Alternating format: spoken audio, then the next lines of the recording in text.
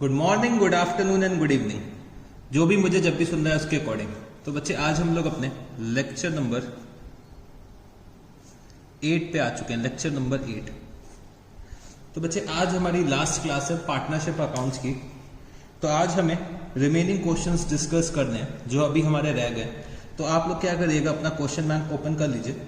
हम लोग डिस्कस करने जा रहे हैं क्वेश्चन नंबर 13। क्वेश्चन नंबर 13 आप लोग ओपन कर लीजिएगा। तो क्वेश्चन नंबर 13 में मेरे को क्या दे रखा हुआ है, Ram, Rahim and Roberts are partners sharing profit and losses in the ratio of 5:3:2.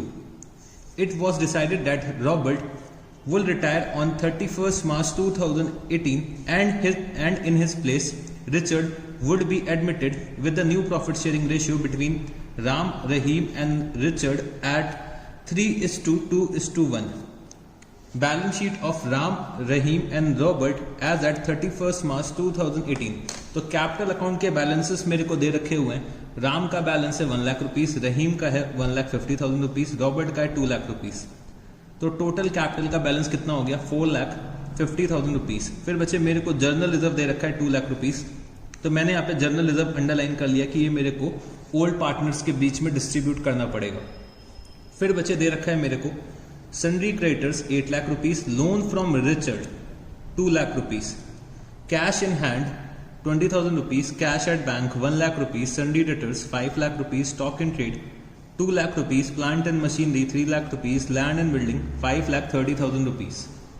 फिर मेरे को दे रखा है retirement of Robert and admission of Richard is on the following terms, plant and machinery to be depreciated by rupees 30,000, land and building to be valued at rupees 6 lakh, stock to be valued at 95% of book value, provision for doubtful debts at the rate of 10% to be provided on debtors, general reserve to be apportioned among Ram, Rahim and Robert. फिर बचे the firm's goodwill to be valued at 2 years purchase of the average profit of the last 3 years. The relevant figures are year ended 31st March 2015 profit rupees 50,000, year ended 31st March 2016 profit rupees 60,000, year ended 31st March 2017 profit rupees 55,000. फिर मेरे को दे रखा हुआ है out of the amount due to Robert rupees 2 lakh will be retained as loan by the firm and the balance will be settled immediately. Richard's capital should be equal to 50% of the combined capital of Ram and Rahim.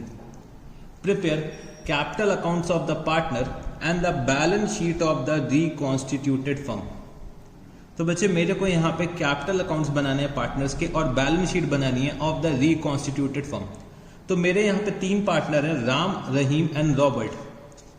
तो बच्चे ये लोग profit जो share करते हैं वो इन the ratio of 5:3:2 share करते हैं। तो रॉबर्ट फर्म से रिटायर होना चाहते हैं ऑन 31st मार्च 2018 और उनकी जो प्लेस पे, उनकी जगह पे रिचर्ड आना चाहते हैं। तो यहाँ पे बच्चे मेरे एक पार्टनर का रिटायरमेंट हो रहा है और एक नए पार्टनर आ रहे हैं, कौन, रिचर्ड। तो ये मेरा जो क्वेश्चन है वो किसका क्वेश्चन है, रिटायरमेंट कम एडमिशन का क्वेश्चन है।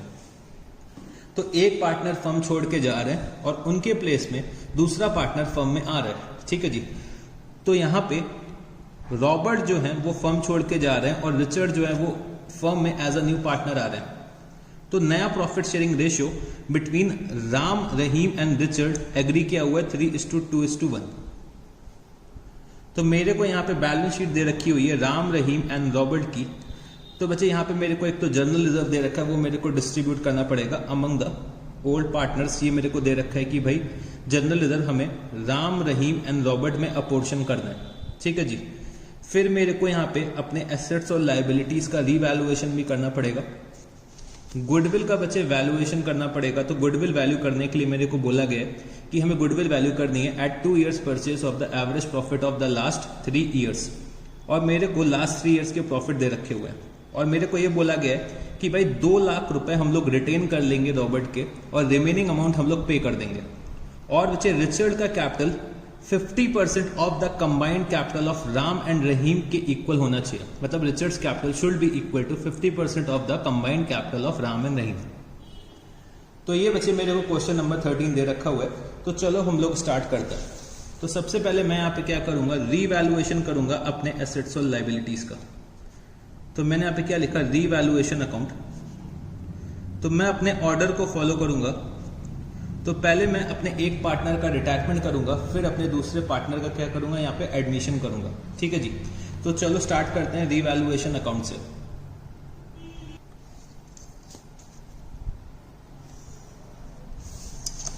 रीवैल्यूएशन अकाउंट, तो मेरे को यहाँ पे दे रखा हुआ है plant and machinery to be depreciated by ₹30,000। तो प्लांट एंड मशीनरी को मेरे को डेप्रिशिएट करना है, तो मैंने यहाँ पे क्या लिखा, to plant and machinery account, कितना, ₹30,000। फिर दे रखा हुआ है land and building to be valued at ₹6 lakh. तो लैंड एंड बिल्डिंग की वैल्यू मेरे को इंक्रीज करनी है, तो मैंने यहाँ पे क्या लिखा, by land and building account. तो लैंड एंड बिल्डिंग की वैल्यू मेरे को ₹70,000 से इंक्रीज करनी है। फिर बचे मेरे को दे रखा है stock to be valued at 95% of the book value. Stock to be valued at 95% of the book value. तो मेरे को यहाँ पे स्टॉक की वैल्यू क्या करनी पड़ेगी, डिक्रीज करनी पड़ेगी। तो मैंने यहाँ पे क्या लिखा, टू स्टॉक अकाउंट। तो बच्चे मेरे को स्टॉक की वैल्यू कितने से डिक्रीज करनी है, 5% से डिक्रीज करनी है। तो मैंने यहाँ पे 2 लाख का 5% निकाल दिया, तो ये कितना आ जाएगा, ₹10,000। फिर दे रखा हुआ है provision for doubtful debts at the rate of 10% to be provided on debtors. तो मेरे को यहाँ पे प्रोविजंस भी क्रिएट करने, तो मैंने यहाँ पे क्या लिखा, to provision for doubtful debts, to provision for doubtful debts. तो प्रोविजन मेरे को कितने क्रिएट करने हैं, 10% ऑन डेटर्स। तो मतलब 5 लाख का अगर मैं 10% निकालता हूं तो ये कितना आ जाएगा, ₹50,000 की मेरे को प्रोविजन क्रिएट करते हैं। तो बच्चे मेरे को रीवैल्यूएशन से रिलेटेड इतना ही दे रखा हुआ है। तो यहाँ पे मेरा रीवैल्यूएशन का लॉस आएगा। तो अगर हम लोग टोटल करते हैं तो ये टोटल कितना आ जाएगा, ₹90,000। तो इधर साइड का भी टोटल ₹90,000 आना चाहिए। तो मेरा लॉस कितना आ जाएगा, लॉस आ जाएगा ₹20,000 का। ये मैं डिस्ट्रीब्यूट कर दूंगा अपने ओल्ड पार्टनर्स के बीच में in their old profit sharing ratio. तो ओल्ड पार्टनर्स मेरे कौन कौन से हैं, राम। तो by Ram's capital account, by Rahim's capital account, और बचे बाय रॉबर्ट्स कैपिटल अकाउंट। तो इनका प्रॉफिट शेयरिंग रेशियो है 5:3:2, मतलब 5/10, 3/10 और बचे 2/10। तो रॉबर्ट का शेयर हो जाएगा 4,000, रहीम का हो जाएगा 6,000 और बचे राम का कितना हो जाएगा, ₹10,000। तो हम लोगों ने यहाँ पे रीवैल्यूएशन अकाउंट बना लिया है। अब हम लोग पार्टनर्स के कैपिटल अकाउंट बनाते हैं। तो मेरे यहाँ पे 4 पार्टनर्स हैं बच्चे, 4 पार्टनर्स हैं। एक पार्टनर बच्चे मेरा यहाँ पे फर्म छोड़ के जा रहा है और एक नया पार्टनर आ रहा है। ठीक है जी। तो मेरे को 4 पार्टनर्स के कैपिटल अकाउंट बनाने हैं। तो राम, रहीम, रॉबर्ट और बचे रिचर्ड। राम, रहीम, रॉबर्ट और बचे रिचर्ड। तो 4 पार्टनर्स के कैपिटल अकाउंट बनाने हैं। तो फटाफट से आप लोग फॉर्मेट बना लीजिएगा, फिर हम लोग कैपिटल अकाउंट को बनाते हैं। तो बच्चे यहाँ पे आप लोगों ने कैपिटल अकाउंट का फॉर्मेट बना लिया होगा। तो सबसे पहले मैं यहाँ पे ओपनिंग बैलेंसेस लिख देता हूँ पार्टनर्स के। तो मैंने यहाँ पे क्या लिखा, by balance brought down, by balance brought down. तो बैलेंसेस मेरे को दे रखे हैं ₹1 लाख। फिर बचे ₹1,50,000, फिर ₹2 लाख। तो ये बैलेंसेस मेरे को दे रखे हुए हैं राम, रहीम एंड रॉबर्ट के। फिर बचे मेरा रीवैल्यूएशन का लॉस आ रहा है। तो मैंने यहाँ पे क्या लिखा, to revaluation account, to revaluation account.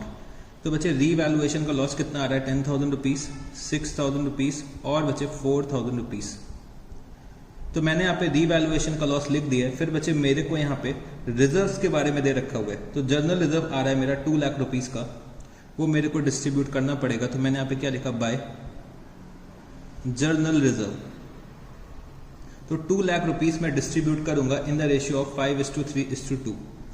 तो यहाँ पे राम का शेयर कितना बनेगा 1 लाख रुपीस, रहीम का बनेगा कितना 60,000 रुपीस, और बचे रॉबर्ट का कितना बनेगा 40,000 रुपीस। तो मैंने यहाँ पे अपने रिजर्व्स को भी डिस्ट्रीब्यूट कर दिए। फिर बचे रिजर्व्स के बाद हमें क्या करना होता है, गुडविल का डिस्ट्रीब्यूशन करना होता है। तो गुडविल के डिस्ट्रीब्यूशन के लिए मेरे को यहाँ पे गेनिंग रेशियो और सेक्रीफाइसिंग रेशियो का कैलकुलेशन करना पड़ेगा। तो मेरे को गेन और सेक्रीफाइस कैलकुलेट करना पड़ेगा। तो चलो अब हम लोग अपने वर्किंग नोट पे आ जाते हैं। तो मैंने यहाँ पे क्या लिखा, working note number 1, calculation of gain oblique sacrifice, calculation of gain oblique sacrifice. तो बच्चे यहाँ पे मेरे 4 पार्टनर्स हैं, राम, रहीम, रॉबर्ट और बच्चे रिचर्ड। तो यहाँ पे इनके न्यू रेशियो क्या दे रखे मेरे को, 3/6, 2/6, 0 और बचे 1/6। और इनके ओल्ड रेशियो मेरे को क्या दे रखे हुए हैं, ओल्ड रेशियो दे रखे हैं 5:3:2। तो मतलब 5/10, 3/10 और बचे 2/10, और रिचर्ड का क्या हो जाएगा 0। तो अगर मैं इसको सॉल्व करता हूं तो एलसीएम आ जाएगा 30, तो ये हो जाएगा 15 - 15, ये हो जाएगा 0। रहीम का अगर हम लोग कैलकुलेट करते हैं तो एलसीएम आ जाएगा 30, तो ये कितना हो जाएगा, ये बच्चे हो जाएगा 10 - 6, ये हो जाएगा 4/30। फिर बचे रॉबर्ट का अगर मैं यहाँ पे देखता हूँ तो ये कितना हो जाएगा -2/10। तो अगर हम लोग इसको कन्वर्ट करते हैं तो ये कितना हो जाएगा -6/30। और रिचर्ड का कितना हो जाएगा 1/6। तो अगर हम लोग इसको कन्वर्ट करते हैं तो ये कितना हो जाएगा 5/30। तो हमने लगता है कि कुछ गलत कैलकुलेशन कर दिए। तो बच्चे ये 10 - 9 होगा, तो ये हो जाएगा 1/30। ठीक है जी। तो जितना ही सेक्रीफाइस होगा बच्चे उतना ही गेन होगा। तो रॉबर्ट यहां पे सेक्रीफाइस कर रहे हैं और बच्चे रहीम और रिचर्ड क्या कर रहे हैं, गेन कर रहे हैं। रहीम और रिचर्ड गेन कर रहे हैं। तभी बच्चे मैं यहाँ पे क्या बोलता हूँ कि सारे पार्टनर्स का गेन और सेक्रीफाइस निकाला करो, क्योंकि भाई हम लोग क्रॉस टैली कर सकते हैं, जितना ही सेक्रीफाइस होगा उतना ही गेन होगा। तो जैसे कि मेरे को यहाँ पे तुरंत गलती मिल गई कि भाई हमारा सेक्रीफाइस और गेन बराबर नहीं आ रहा था, तो तुरंत ही मैंने क्रॉस चेक करा और मैंने इसको सही कर दिया। तो हमेशा आप लोग क्या करिए कि भाई सारे पार्टनर्स का गेन और सेक्रीफाइस निकाला करिए, जिससे कि हमारा क्रॉस चेक भी हो जाए। तो हम लोगों ने यहाँ पे गेन सेक्रीफाइस कैलकुलेट कर लिया। अब मेरे को गुडविल ऑफ द फर्म का कैलकुलेशन करना पड़ेगा। तो मैंने यहाँ पे क्या लिखा, calculation of goodwill of the firm, calculation of goodwill of the firm. तो बच्चे गुडविल का वैल्यूएशन मेरे को करना है on the basis of 2 years purchase of the average profit of the last 3 years। तो मैंने यहाँ पे लिखा goodwill is equal to average profit of the last 3 years into number of years of purchase. तो average profit of last 3 years अगर मैं देखता हूं तो कितने आ जाएंगे, 50,000 plus 55,000 plus 60,000 divided by 3 into number of years of purchase 2। तो अगर मैं यहाँ पे एवरेज निकालता हूँ, एवरेज प्रॉफिट ऑफ 3 years अगर मैं कैलकुलेट करता हूँ तो ये कितना आ जाएगा बच्चे, ये मेरा आ जाएगा 55,000 रुपीज। तो 55,000 इंटू 2 रुपीज 1,10,000। तो गुडविल ऑफ द फर्म कितनी आ जाएगी, 1,10,000 रुपीज। तो यहाँ पे बच्चे मेरे को रॉबर्ट का शेयर निकालना है, क्योंकि रॉबर्ट जो है वो सेक्रीफाइस कर रहे हैं। तो मैंने यहाँ पे क्या लिखा, Robert's share is equal to 1,10,000 into 6/30। तो रॉबर्ट का शेयर कितना आ जाएगा बच्चे, 1,10,000 इंटू 6/30 अगर मैं करता हूं तो रॉबर्ट का शेयर आ जाएगा यहाँ पे 22,000 रुपीज। तो 22,000 रुपीज का पेमेंट मिलेगा रॉबर्ट को as a share of goodwill. और कौन पे करेगा इन्हें, Rahim and Richard in the ratio of 1:5। तो चलो इसका पेमेंट हम लोग लिखा देते हैं, यहाँ पे लिख देते हैं कैपिटल अकाउंट में। तो मैंने यहाँ पे क्या लिखा, by Rahim's capital account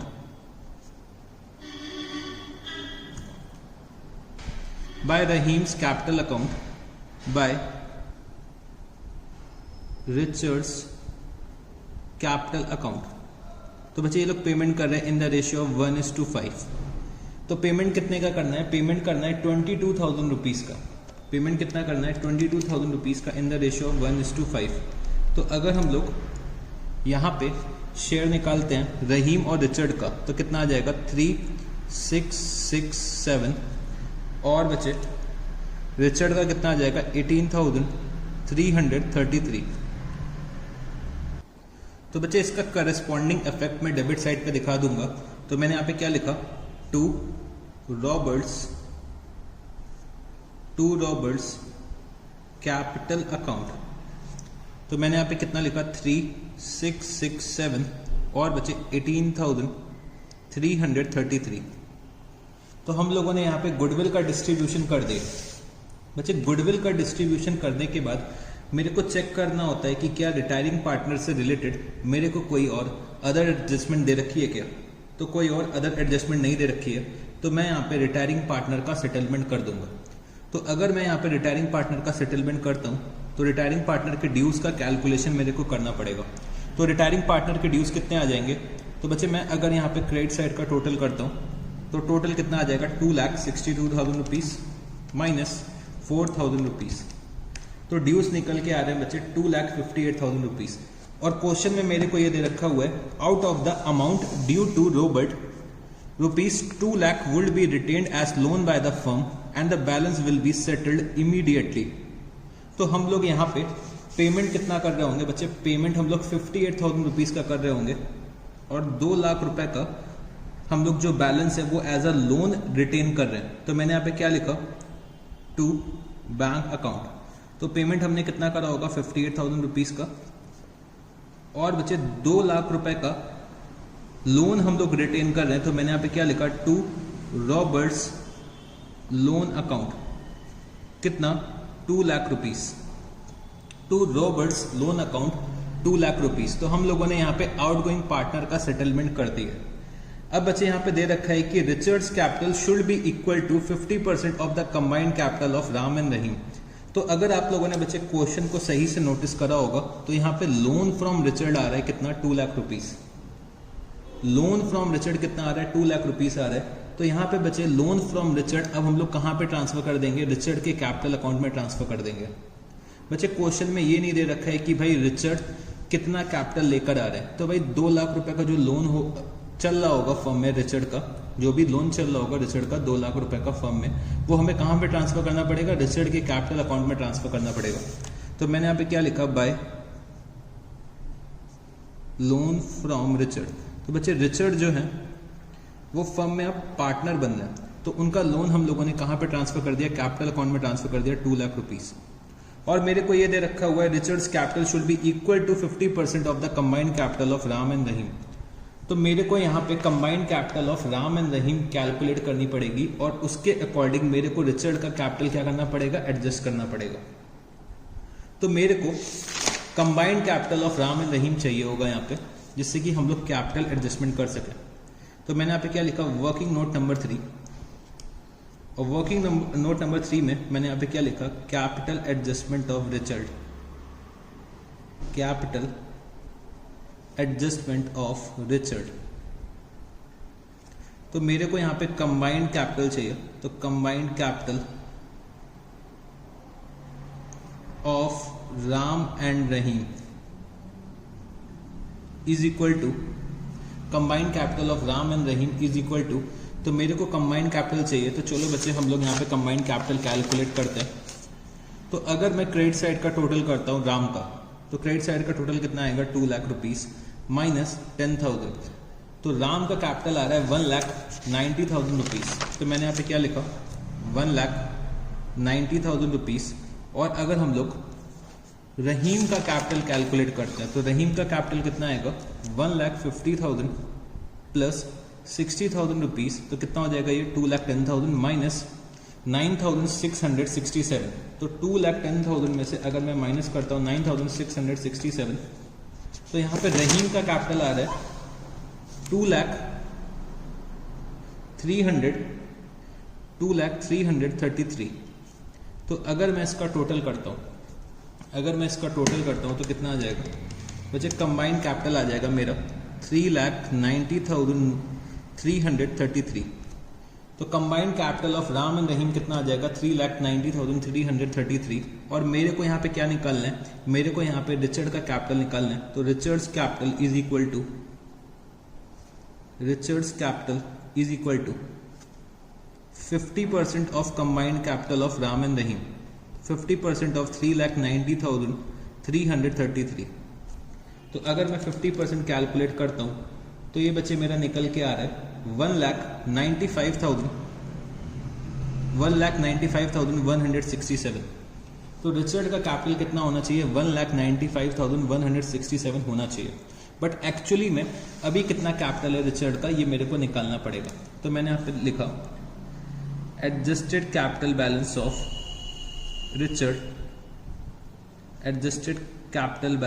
of Richard, तो ये मेरे को कैलकुलेट करना पड़ेगा। तो ये बच्चे मेरा कितना आ रहा है? तो अगर मैं यहाँ पे देखता हूँ तो adjusted capital balance of Richard आ रहा है 2 लाख माइनस 18,333, 2 लाख माइनस 18,333। तो रिचर्ड का एडजस्टेड कैपिटल बैलेंस आ रहा है 1,81,667। बच्चे रिचर्ड का कैपिटल होना कितना चाहिए फर्म में? 1,95,167, बट है कितना? 1,81,667। तो भाई रिचर्ड के कैपिटल में शॉर्टफॉल है, तो shortfall in Richard's capital is equal to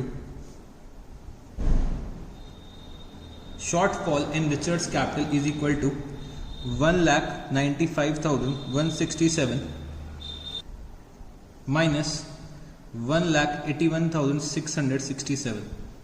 तो रिचर्ड अपने घर से कितना पैसा लेकर आएंगे बच्चे? रिचर्ड अपने घर से 13,500 रुपीज लेकर आएंगे। ठीक है जी। तो मैंने यहाँ पे क्या लिखा? मैंने यहाँ पे लिखा बाय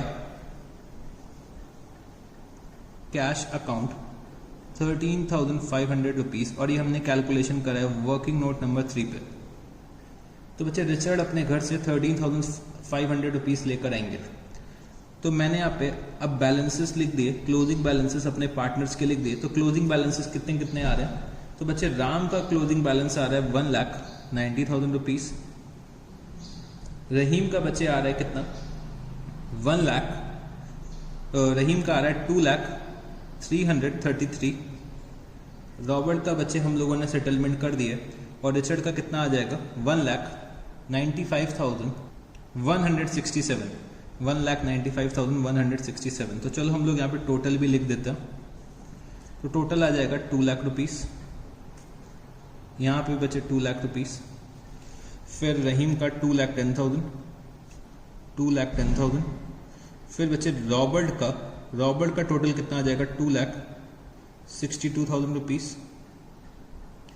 और बच्चे रिचर्ड का टोटल आ जाएगा 2,13,500, 2,13,500 रुपीज। तो हम लोगों ने यहाँ पे पार्टनर्स के कैपिटल अकाउंट बना लिया। अब मेरे को balance sheet of the new firm बनानी है। तो balance sheet of the new firm, balance sheet of the new firm as at, balance sheet of the new firm as at. तो हम लोग कब बना रहे हैं बैलेंस शीट को बच्चे? हम लोग बैलेंस शीट बना रहे हैं 31 मार्च 2018 को। 31 मार्च 2018 को हम लोग बैलेंस शीट बना रहे हैं। तो चलो बच्चे फटाफट से बैलेंस शीट बनाते हैं। तो हमें न्यू बैलेंस शीट बनाने के लिए, balance sheet of new firm बनाने के लिए मेरे को अपनी प्रीवियस बैलेंस शीट को रेफर करना पड़ेगा, प्रीवियस बैलेंस शीट को बेस बनाना पड़ेगा। तो अगर मैं अपनी प्रीवियस बैलेंस शीट को देखता हूं तो यहाँ पे मेरे को कैपिटल अकाउंट्स दे रखे हुए हैं। तो कैपिटल अकाउंट राम, रहीम और बचे रिचर्ड। तो राम का बैलेंस आ रहा था 1,90,000 रुपीज और बचे रहीम का बैलेंस आ रहा था 2,03,33 रुपीज और बचे रिचर्ड का बैलेंस आ रहा था 1,95,167 रुपीज। तो टोटल कैपिटल कितना हो जाएगा? अगर मैं टोटल कैपिटल कैलकुलेट करता हूं तो टोटल कैपिटल यहां पे आ जाएगा 5,85,500 रुपीज़। तो हम लोगों ने यहाँ पे कैपिटल बैलेंसेस लिख दिए हैं। इसके बाद सन्ड्री क्रेडिटर्स, तो सन्ड्री क्रेडिटर्स में कोई भी चेंज नहीं है, 8 लाख रुपीज़। फिर बचे लोन फ्रॉम रॉबर्ट, तो हम लोगों ने 2 लाख रुपीज़ रॉबर्ट के लोन अकाउंट पर ट्रांसफर करे थे। फिर बचे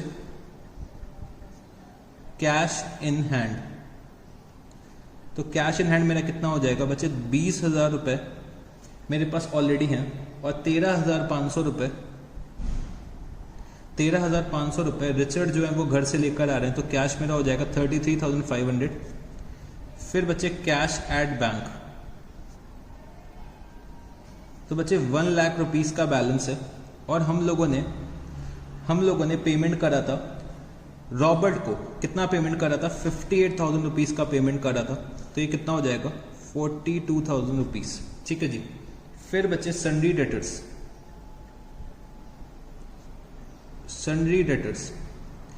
डेटर्स मेरे को दे रखे हुए हैं 5 लाख रुपीज़ के, और मैंने सन्ड्री डेटर्स पे प्रोविजन क्रिएट करा था। तो मैंने यहाँ पे क्या लिखा, प्रोविजन माइनस प्रोविजन बचे हम लोगों ने 10% का क्रिएट करा था, तो 50,000 मैं यहाँ पे लेस कर दूंगा, तो मेरे नेट डेटर्स कितने हो जाएंगे 4,50,000 रुपीज़। फिर बचे स्टॉक इन ट्रेड,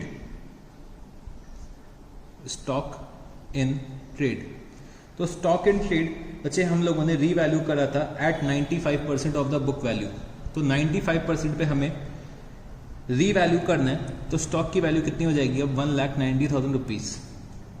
फिर बचे प्लांट एंड मशीनरी, तो प्लांट एंड मशीनरी को मैंने 30,000 रुपीज़ से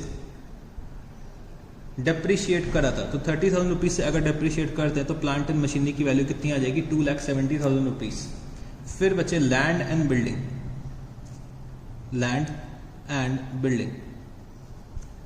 तो लैंड एंड बिल्डिंग बचे हम लोगों ने रीवैल्यू करी है 6 लाख रुपीज़ पे, तो 6 लाख रुपीज़ पे हम लोगों ने इसको रीवैल्यू करा है।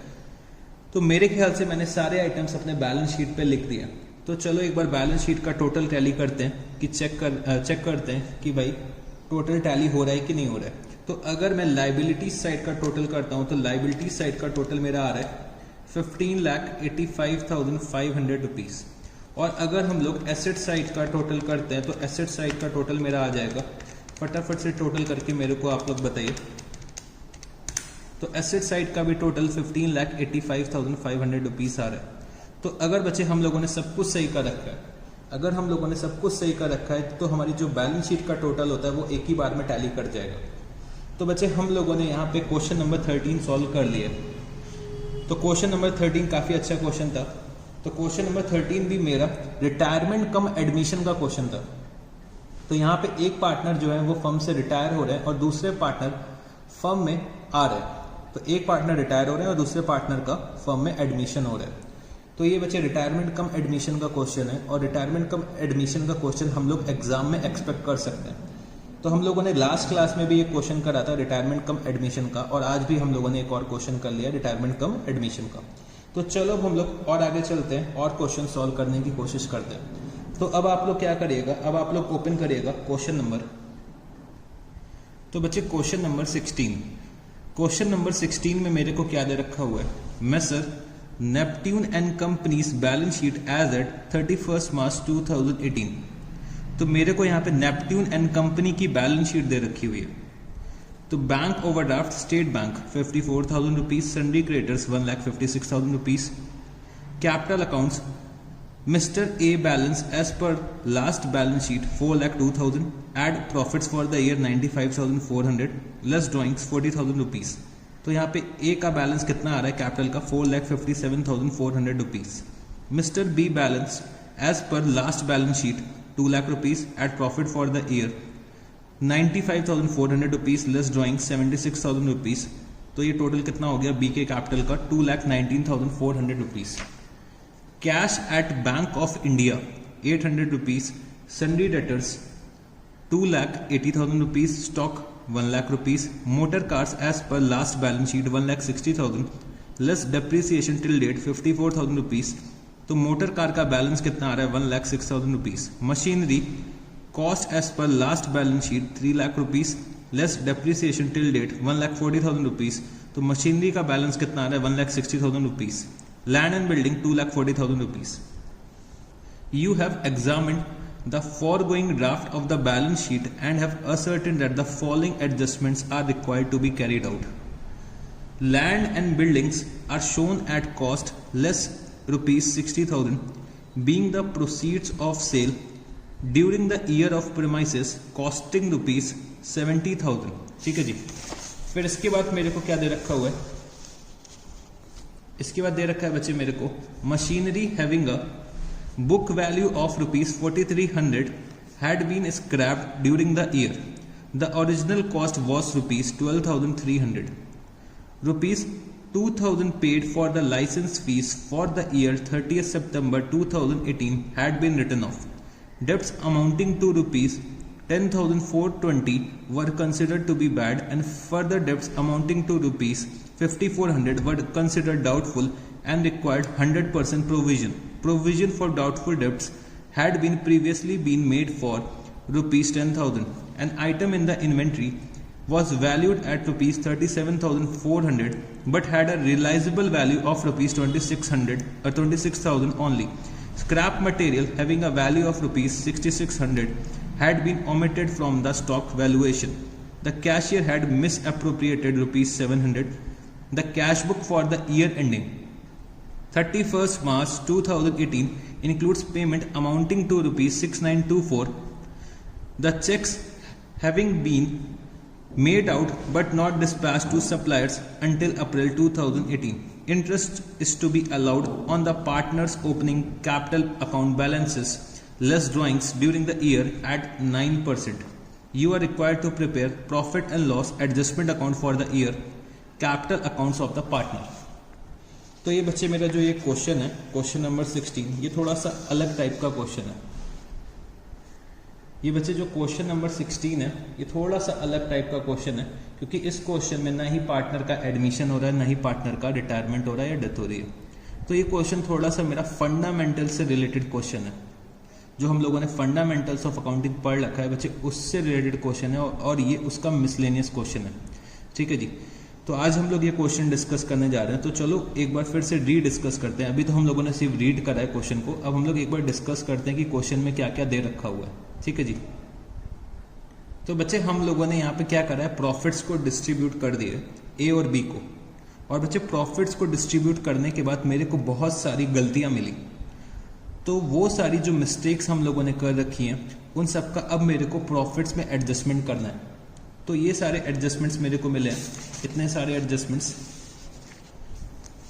एडजस्टमेंट्स मेरे को मिले हैं। तो ये सारे एडजस्टमेंट्स अभी मेरे को प्रॉफिट्स में करने बाकी हैं, वो हम लोग करने से भूल गए थे और हम लोगों ने क्या करा, प्रॉफिट्स डिस्ट्रीब्यूट कर दिए अपने पार्टनर्स के बीच में। तो अब मेरे को क्या करना पड़ेगा, प्रॉफिट्स वापस से क्लेम करने पड़ेंगे पार्टनर से और मेरे को पहले ये सारी एडजस्टमेंट्स करनी पड़ेंगी। फिर एडजस्टमेंट्स करने के बाद जो भी प्रॉफिट में शेयर बनेगा मेरे पार्टनर्स का ए और बी का, वो हम लोग क्या करेंगे, डिस्ट्रीब्यूट कर देंगे। ठीक है जी। तो मेरे को यहाँ पे profit and loss adjustment account for the year बनाना है। तो चलो हम लोग profit and loss adjustment account बनाते हैं। तो question number 16, profit and loss adjustment account. Profit and loss adjustment account. तो profit and loss adjustment account हम लोग बनाने जा रहे हैं। तो profit and loss adjustment account बच्चे हम लोगों को सिमिलर तरीके से बनाना है जैसे हम लोग profit and loss appropriation account बनाते थे। याद करो हम लोगों ने जब profit and loss appropriation account के बारे में पढ़ा था तो बच्चे हम लोगों ने ये डिस्कस करा था कि भाई इसका दूसरा नाम क्या होता है, profit and loss adjustment account. ठीक है जी। तो चलो अब हम लोग profit and loss adjustment account यहाँ पे बनाते हैं।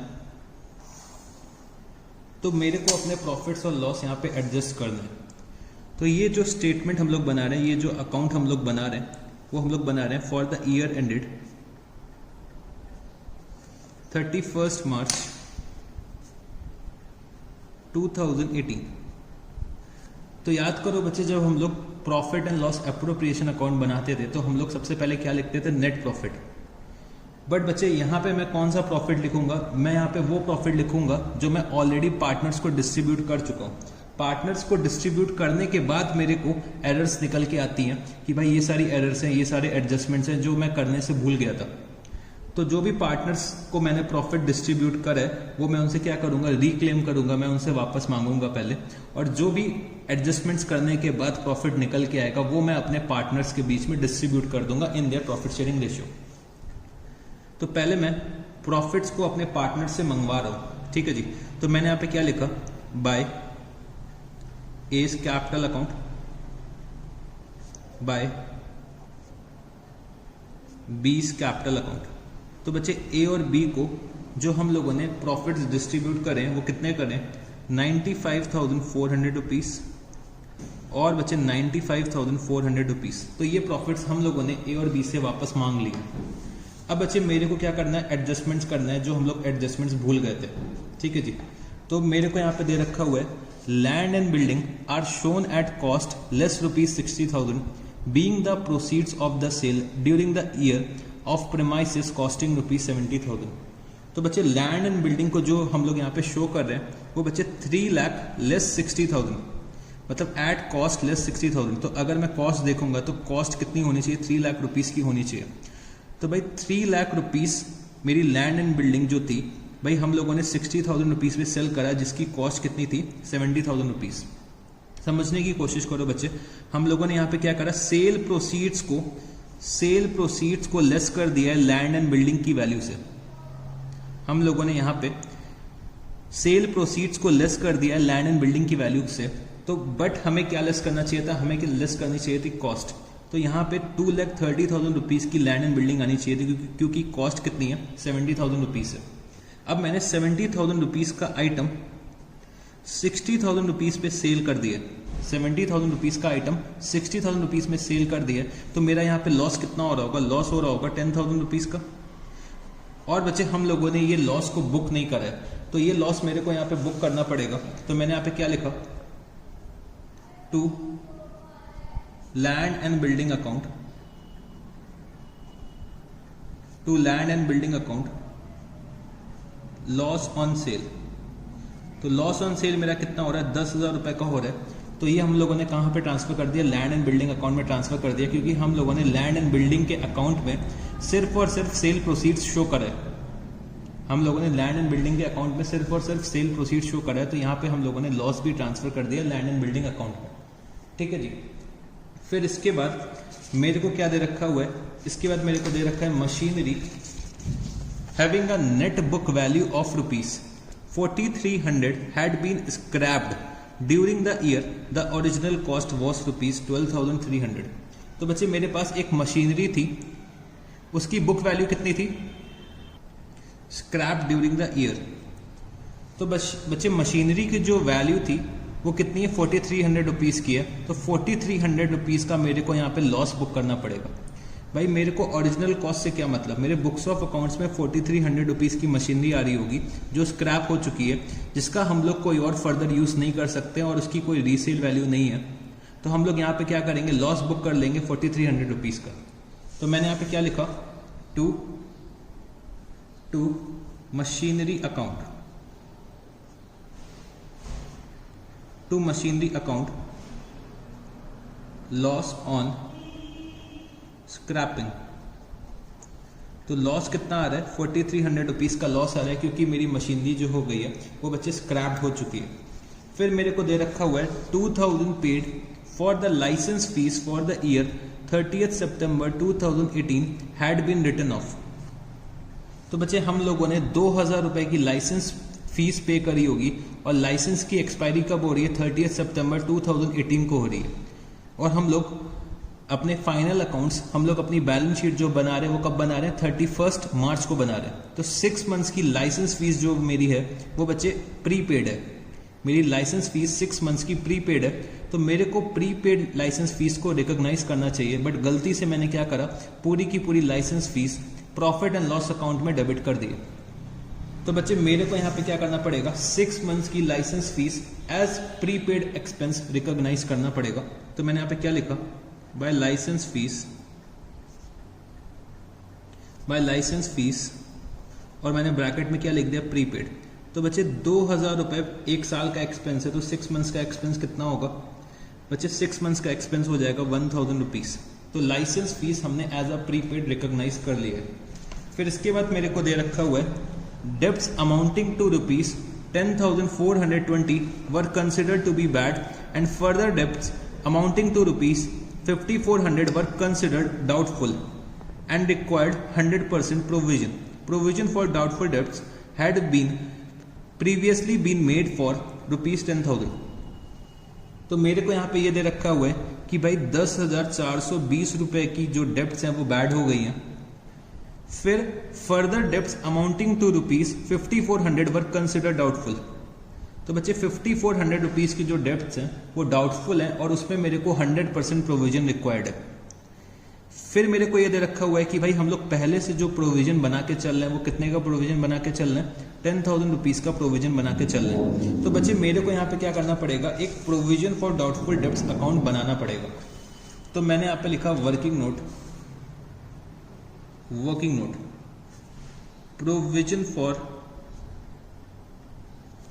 Provision for doubtful debts account, provision for doubtful debts account.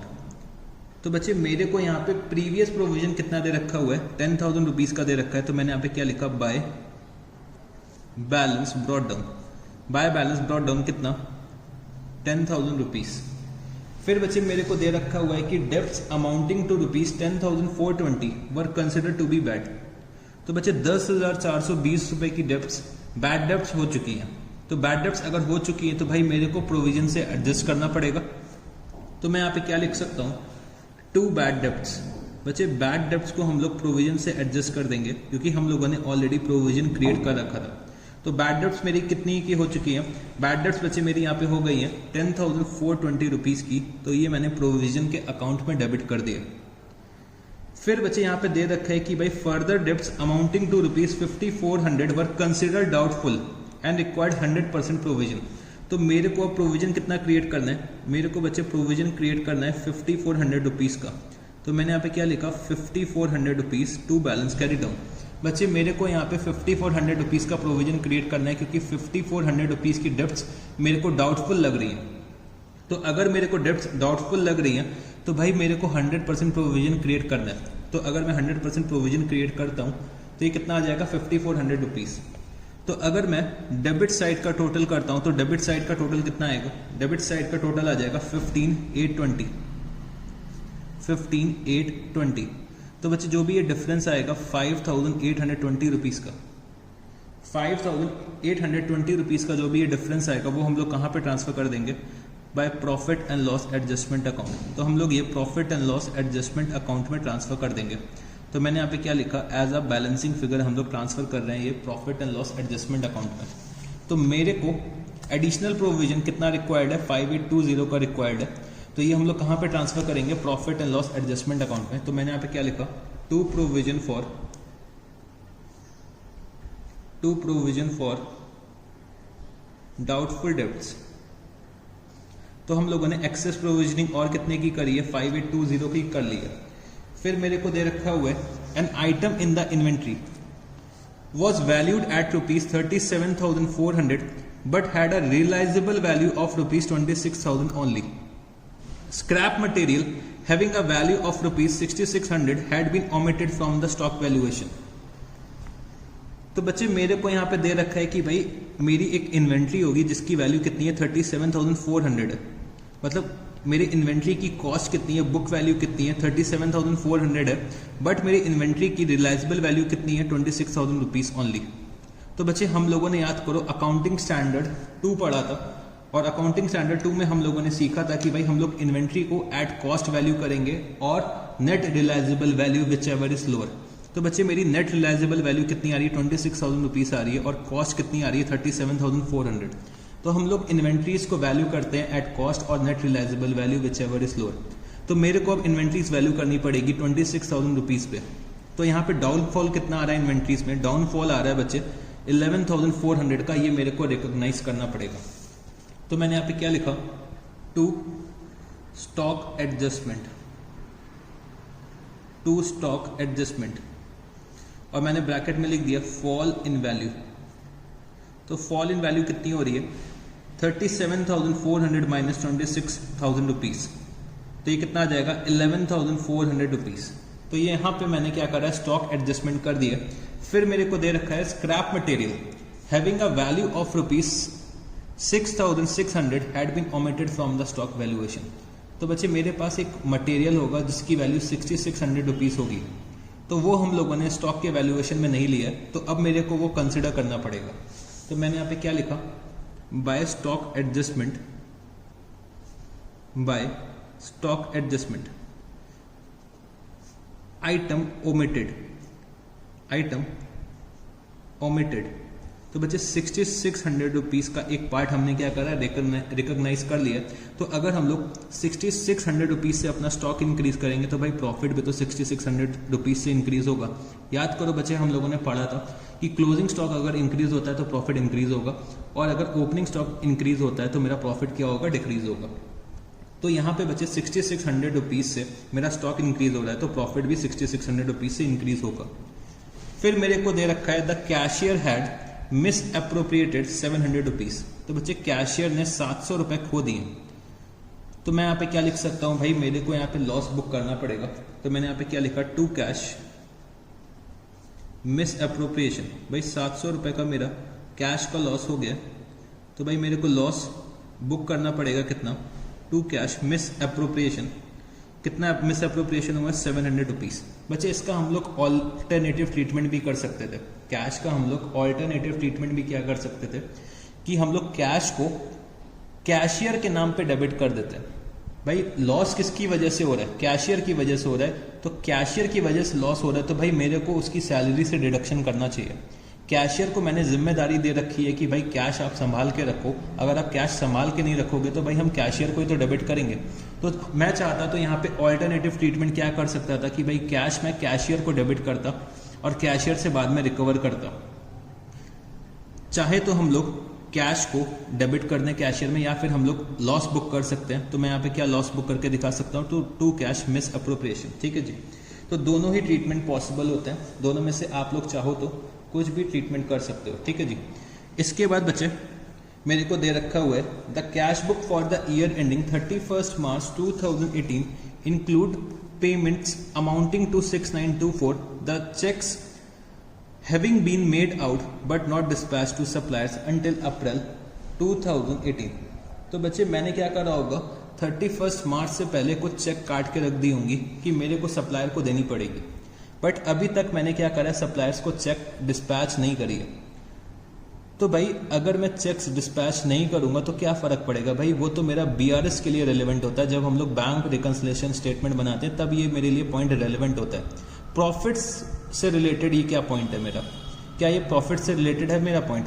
तो नहीं सर नहीं, ये पॉइंट जो है वो मेरा प्रॉफिट से रिलेटेड नहीं है, तो ये हम लोग कंसिडर नहीं करेंगे profit and loss adjustment account के लिए, क्योंकि ये जो पॉइंट है वो बच्चे बीआरएस के पॉइंट ऑफ व्यू से रेलेवेंट है, बट हमारे profit and loss adjustment account के पॉइंट ऑफ व्यू से रेलेवेंट नहीं है।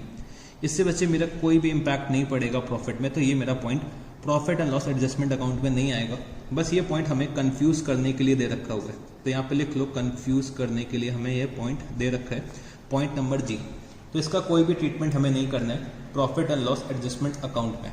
फिर मेरे को दे रखा हुआ है interest is to be allowed on the partners opening capital account balances less drawings during the year at 9%।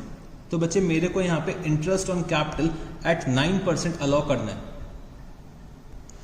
तो जो बच्चे मेरे को इंटरेस्ट ऑन कैपिटल अलाउ करना है वो बच्चे ओपनिंग कैपिटल लेस ड्राइंग्स पे अलाउ करना है एट 9%। तो चलो इंटरेस्ट ऑन कैपिटल का कैलकुलेशन करते हैं। तो वर्किंग नोट पे आ जाते हैं। तो भाई मैंने यहाँ पे कैपिटल कैलकुलेट करा कि भाई किस कैपिटल पे मेरे को इंटरेस्ट देना पड़ेगा। तो मैंने यहाँ पे लिखा calculation of interest on capital, calculation of interest on capital. तो मेरे को यहाँ पे इंटरेस्ट ऑन कैपिटल का कैलकुलेशन करना है। तो इंटरेस्ट ऑन कैपिटल मेरे को पे करना है ए को एंड बी को। तो मेरे को यहाँ पे कैपिटल कैलकुलेट करनी पड़ेगी।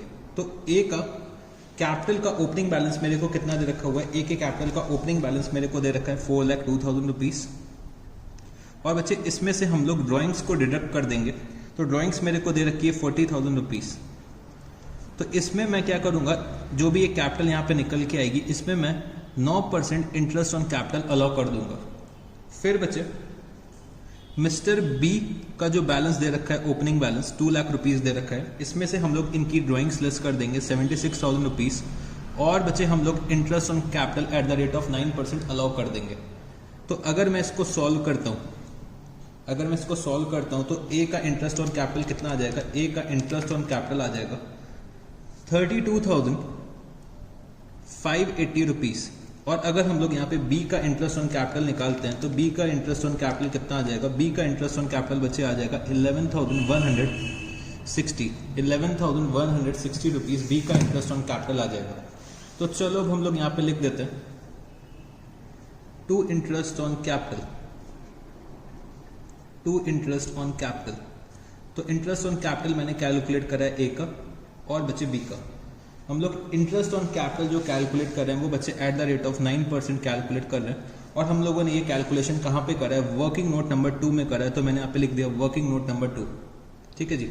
और प्रोविजन फॉर डाउटफुल डेट्स के लिए यहाँ पे लिख देना वर्किंग नोट नंबर 1। तो बच्चे ए का इंटरेस्ट ऑन कैपिटल आ रहा है 32,580 और बी का आ रहा है 11,160।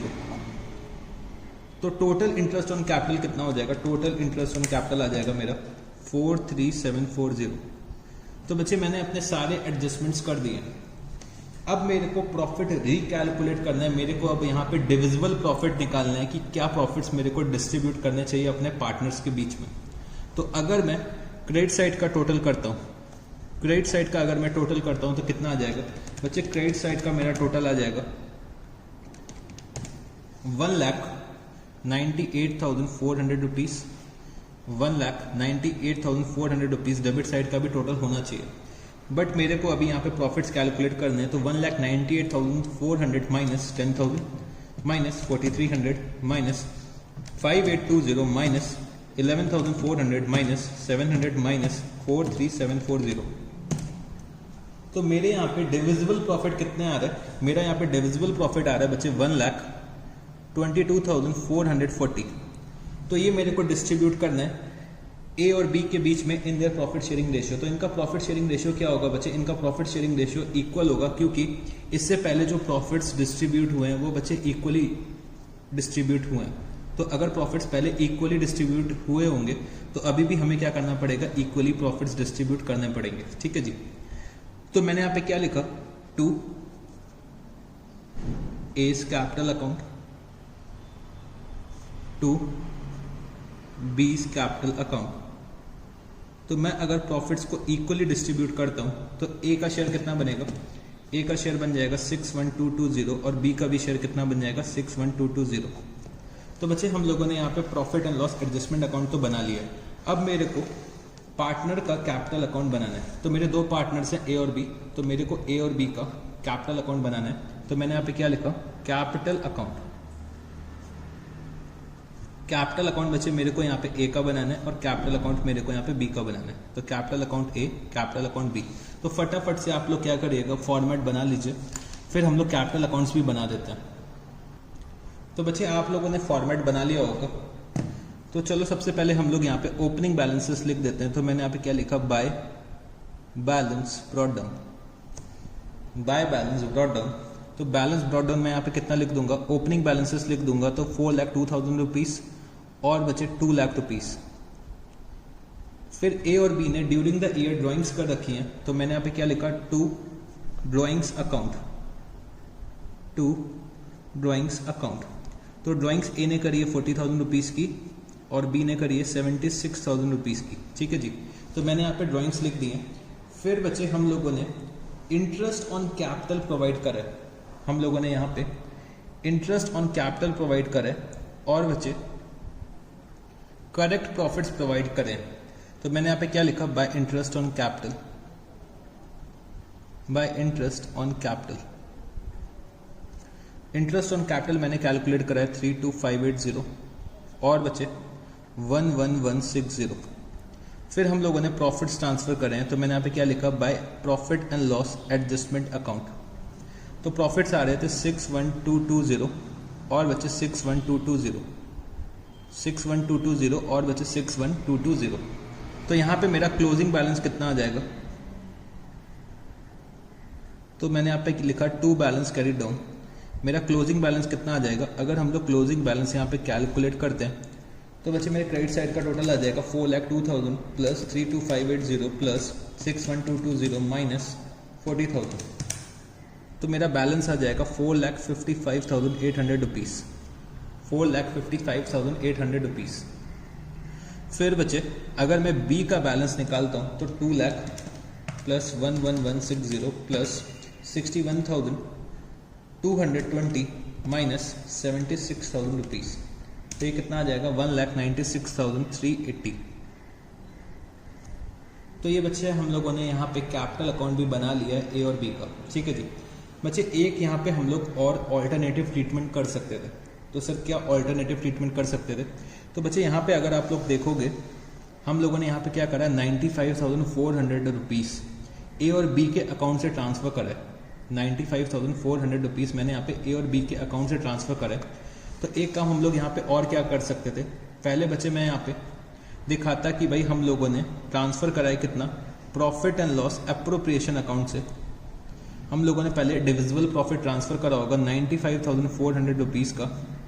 तो जो ये प्रॉफिट ट्रांसफ़र करा है वो बच्चे हम लोगों ने गलत ट्रांसफ़र करा है, तो हमने इसको कहाँ पे फिर से कर दिया, profit and loss adjustment account में ट्रांसफ़र कर दिया। तो ये बच्चे हम लोग ऑल्टरनेटिव ट्रीटमेंट दिखा सकते थे कि भाई 95,400 से पहले हम लोग क्रेडिट करते फिर डेबिट करते। तो हम लोगों ने ये जो प्रॉफिट्स पहले ट्रांसफ़र करे थे वो बच्चे गलत ट्रांसफ़र करे थे, तो वो मैंने रीक्लेम कर लिए, फिर से वापस मांग लिया। तो चाहते तो मैं ये भी ट्रीटमेंट दिखा सकता था, तो ये ट्रीटमेंट करो या फिर इससे पहले वाला जो मैंने अभी आपको ट्रीटमेंट बताया वो भी आप लोग कर सकते हो। दोनों ही ट्रीटमेंट बिल्कुल सही है। तो हम लोगों ने यहाँ पे क्वेश्चन नंबर 16 भी सॉल्व कर लिया। तो क्वेश्चन नंबर 16 जो हमारा था वो फंडामेंटल से रिलेटेड था, वो ना ही एडमिशन से रिलेटेड था ना ही रिटायरमेंट से रिलेटेड था। तो मैं बच्चे आपको मिसलेनियस क्वेश्चंस करवा रहा हूँ पार्टनरशिप के। तो मैं आपको सारे क्वेश्चंस कवर करने की कोशिश कर रहा हूँ कि भाई रिटायरमेंट के जो मिसलेनियस क्वेश्चंस है, जो एडमिशन के मिसलेनियस क्वेश्चंस है, डेथ के मिसलेनियस क्वेश्चंस है और फंडामेंटल्स के मिसलेनियस क्वेश्चंस है। तो ऐसे क्वेश्चंस आप लोग एक्सपेक्ट कर सकते हो आपके एग्जाम में आने के लिए, क्योंकि इनका जो लेवल है वो थोड़ा सा हायर है। तो ये थोड़े से हायर लेवल के क्वेश्चंस हैं जो हम लोग एक्सपेक्ट करते हैं कि भाई सीए फाउंडेशन के लेवल पे आने चाहिए, क्योंकि भाई 12th लेवल के क्वेश्चंस आप लोग ऑलरेडी क्लास 12th में पढ़ के आ चुके हो।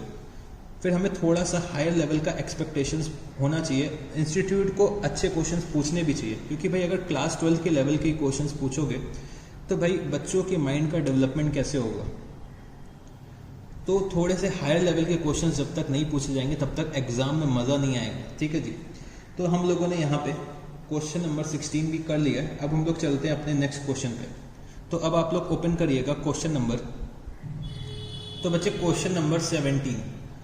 क्वेश्चन नंबर 17 में मेरे को क्या दे रखा हुआ है, Ajay, Vijay and Sanjay are partners sharing profit and losses in the ratio of 2:3:1।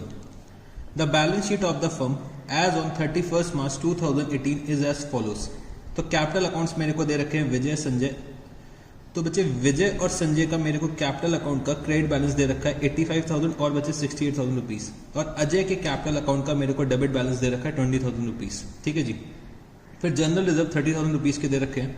तो जनरल रिजर्व को मैंने यहाँ पे अंडरलाइन कर लिया कि ये मेरे को डिस्ट्रीब्यूट करना पड़ेगा।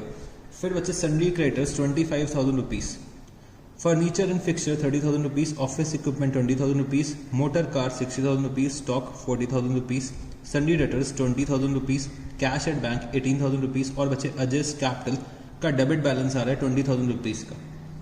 फिर मेरे को दे रखा है Kamal is admitted as a new partner with effect from 1st April 2018 by receiving 1/4 share in the profit and losses of the firm. The profit or loss sharing ratios between other partners remaining same as before. It was agreed that Kamal would bring some private furniture worth rupees 3,000 and private stock worth rupees 5,000 and balance in cash toward his capital. The following adjustments are to be made prior to Kamal's admission. तो मेरे को क्या दे रखा है, goodwill of the firm is to be valued at 2 years purchase of the average profit of the last 3 years. The profit for the last 3 years were 35,900, 38,200 और बचे 31,500. However, on checking of the past records, it was noticed that on 1st April 2014, a new furniture costing rupees 8,000 was purchased but wrongly debited to revenue, and also in the year 2015-16 a purchase invoice for rupees 4,000 had been omitted in the book. The firm charged depreciation on furniture at 10% on original cost. Your calculation of goodwill is to be made on the basis of correct profits. It is agreed among existing partners that Sanjay's interest in the goodwill of the firm is only up to value of rupees 42,000. Motor car is taken over by Vijay at rupees 70,000. Office equipment is revalued at rupees 25,000. Expenses incurred but not paid off rupees 6,500 are provided for. Value of stock is to be reduced by 5%. Kamal is to bring proportionate capital. The capital of Vijay, Ajay and Sanjay are also to be adjusted in the profit sharing ratio. Assuming the above mentioned adjustments are duly carried out, show the revaluation account, partners capital account and the balance sheet of the firm after Kamal's admission. तो बच्चे मेरे यहाँ पे 3 partners हैं, Ajay, Vijay and Sanjay, जिनका profit sharing ratio क्या है 2:3:1। तो यहाँ पे कमल जो है वो मेरे एक न्यू पार्टनर आ रहे हैं, तो कमल का एडमिशन हो रहा है हमारे फर्म में विद इफेक्ट फ्रॉम 1 अप्रैल 2018। तो कमल को यहाँ पे 1/4 शेयर मिलेगा प्रॉफिट्स में। और जो बच्चे मेरे जो पुराने पार्टनर्स हैं, मेरे ओल्ड पार्टनर्स हैं, वो लोग सेम रेशियो में प्रॉफिट शेयर करेंगे जैसे कि ये लोग पहले शेयर करते थे। तो अगर मैं गेनिंग रेशियो की बात करूँ तो गेनिंग रेशियो भी मेरा क्या आएगा 2:3, सैक्रिफाइसिंग रेशियो भी मेरा यहाँ पे 2:3:1 आएगा। सैक्रिफाइस रेशियो 2:3:1 आएगा और गेन कौन कर रहे हैं, कमल सिर्फ गेन करेंगे 1/4 शेयर इन प्रॉफिट। तो बच्चे जब कभी भी मेरा एक नया पार्टनर फर्म में आता है तो मेरे को बहुत सारे एडजस्टमेंट्स करने होते हैं। तो मैं आपको फिर से एक बार ऑर्डर को याद दिला देता हूँ कि सबसे पहले मेरे को रीवैल्यूएशन करना होता है, फिर रिजर्व को करना होता है, फिर बच्चे जो भी मेरा पार्टनर कैपिटल लेकर आएगा और गुडविल लेकर आएगा उसको मेरे को ट्रीटमेंट करना होता है। इसके बाद मेरे को बच्चे अदर एडजस्टमेंट्स करने होते हैं, जैसे कि कैपिटल एडजस्टमेंट इस क्वेश्चन में मेरे को दे रखा है, तो कैपिटल एडजस्टमेंट मेरे को करना पड़ेगा और जो भी मेरे को कोई और अदर एडजस्टमेंट दे रखी होंगी वो मेरे को करना पड़ेगा। ठीक है जी।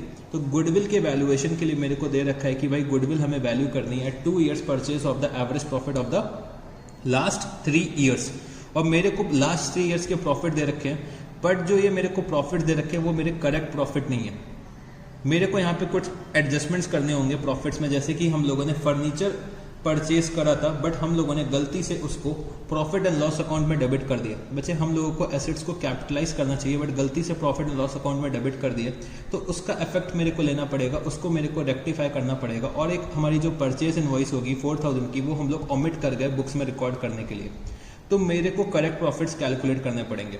तो अगर क्वेश्चन में यहाँ पे दे नहीं रखा होता कि your calculation of goodwill is to be made on the basis of correct profit, अगर बच्चे ये क्वेश्चन में पॉइंट लिखा नहीं होता तब भी हमें पता है कि भाई हमें करेक्ट प्रॉफिट्स कैलकुलेट करने पड़ेंगे, बट क्वेश्चन में लिख दिया तो चलो अच्छी बात है।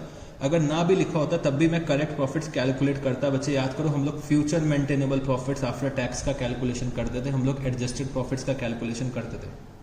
तो मेरे को यहाँ पे प्रॉफिट्स का क्या करना पड़ेगा, एडजस्टमेंट करना पड़ेगा। ठीक है जी।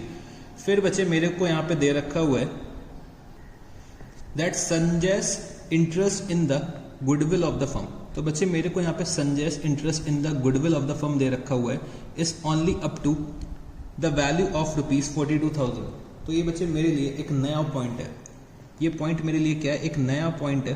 तो इसको मैं अभी बाद में डिस्कस करूंगा जब मैं गुडविल का डिस्ट्रीब्यूशन करूंगा। ठीक है जी। तो ये मेरे लिए एक नया पॉइंट है इस क्वेश्चन में, तो ये मैंने मार्क कर लिया कि भाई इस क्वेश्चन में ये एक नया पॉइंट है, इसकी एक स्पेशलिटी है। तो ये इसका क्वेश्चन का नया पॉइंट है कि भाई संजय का इंटरेस्ट जो गुडविल में है वो कितना है 42,000 रुपीज़ है।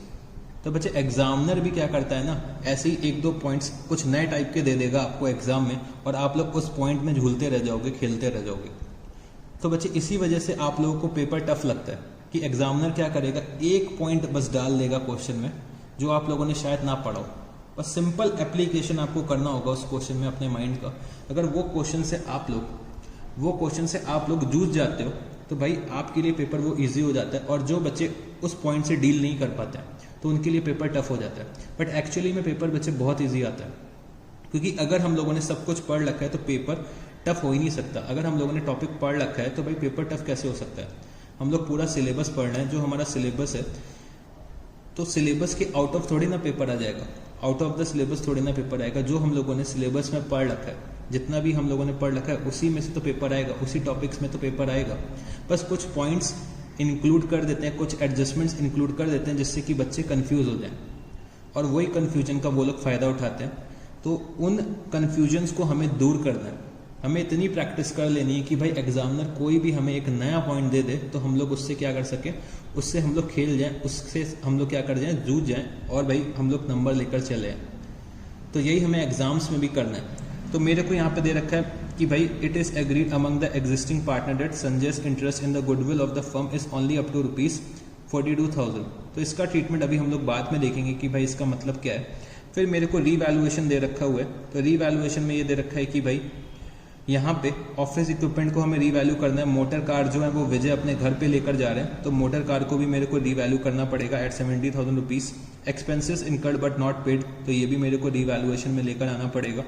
फिर बच्चे वैल्यू ऑफ स्टॉक मेरे को रिड्यूस करनी पड़ेगी, और साथ ही साथ मेरे को यहाँ पे कैपिटल एडजस्टमेंट भी दे रखा है कि भाई हमें अपने पार्टनर्स के कैपिटल को एडजस्ट करना है इन न्यू प्रॉफिट शेयरिंग रेशियो। तो मेरे को यहाँ पे रीवैल्यूएशन अकाउंट बनाना है, पार्टनर्स का कैपिटल अकाउंट बनाना है, और बच्चे balance sheet of the firm after Kamal's admission बनानी है। ठीक है जी। तो चलो हम लोग स्टार्ट करते हैं। तो हम लोग अपने ऑर्डर को फॉलो करेंगे और हम लोग रीवैल्यूएशन से स्टार्टिंग करेंगे। तो question number 17, revaluation account. Revaluation account, तो मैं यहाँ पे रीवैल्यूएशन अकाउंट बनाने जा रहा हूँ।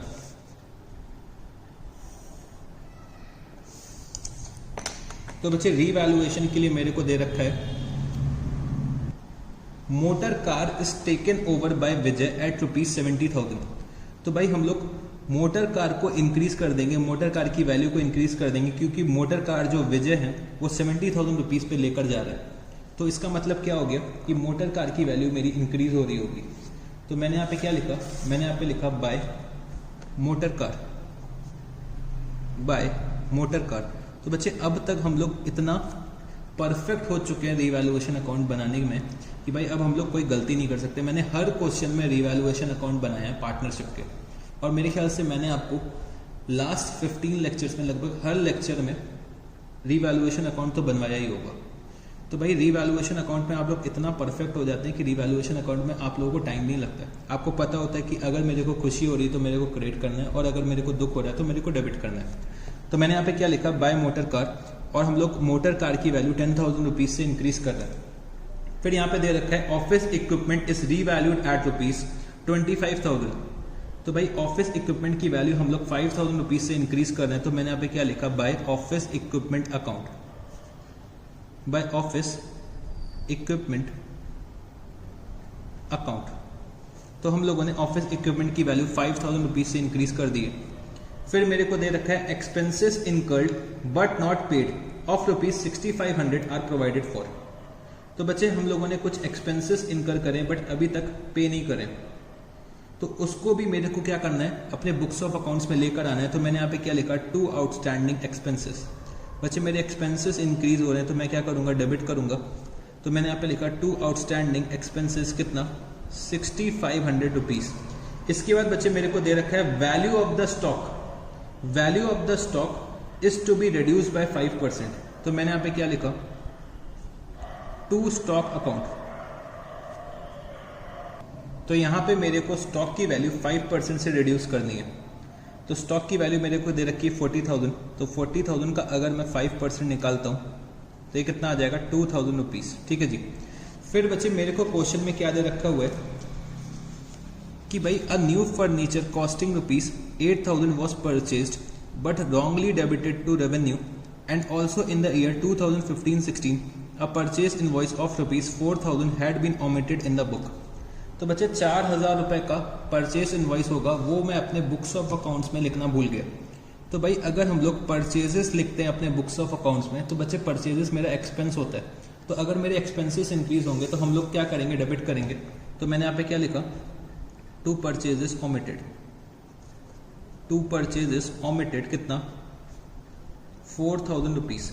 और बच्चे जो हम लोगों ने फर्नीचर परचेज करा था ₹8,000 का, तो 8,000 रुपीज़ का हम लोगों ने फर्नीचर परचेज करा था और वो हम लोगों ने रेवेन्यू में चार्ज कर दिया।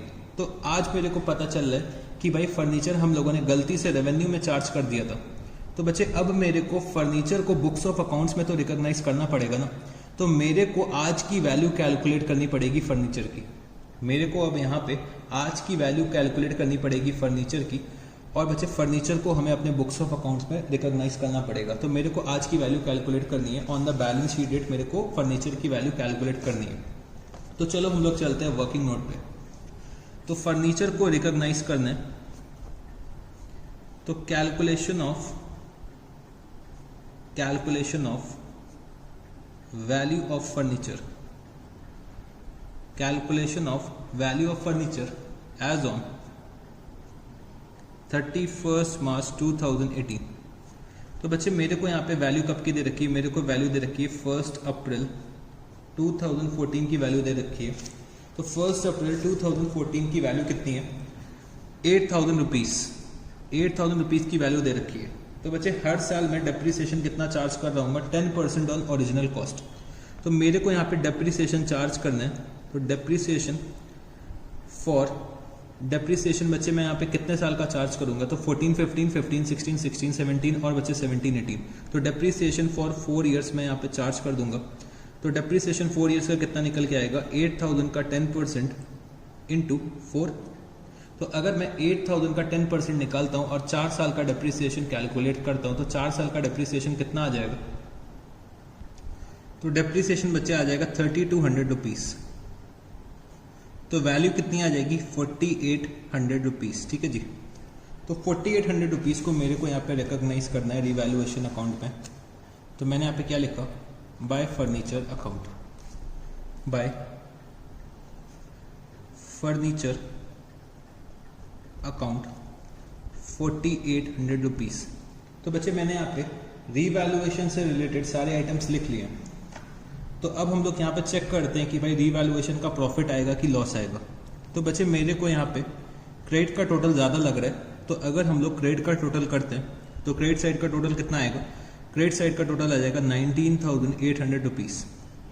तो डेबिट का भी टोटल यही आना चाहिए, 19,800 रुपीज़।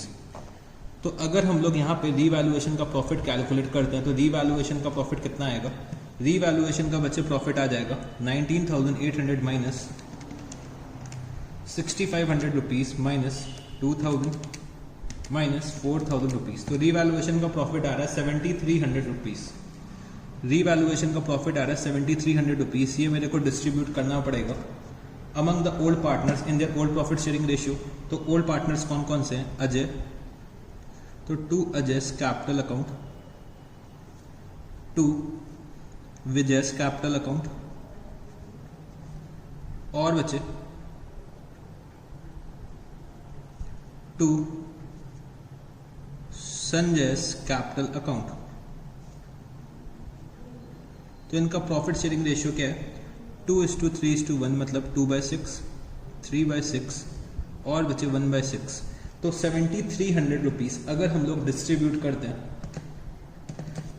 तो बच्चे यहाँ पे संजय का शेयर बनेगा 2,433 और बच्चे अजय का शेयर बनेगा 4,867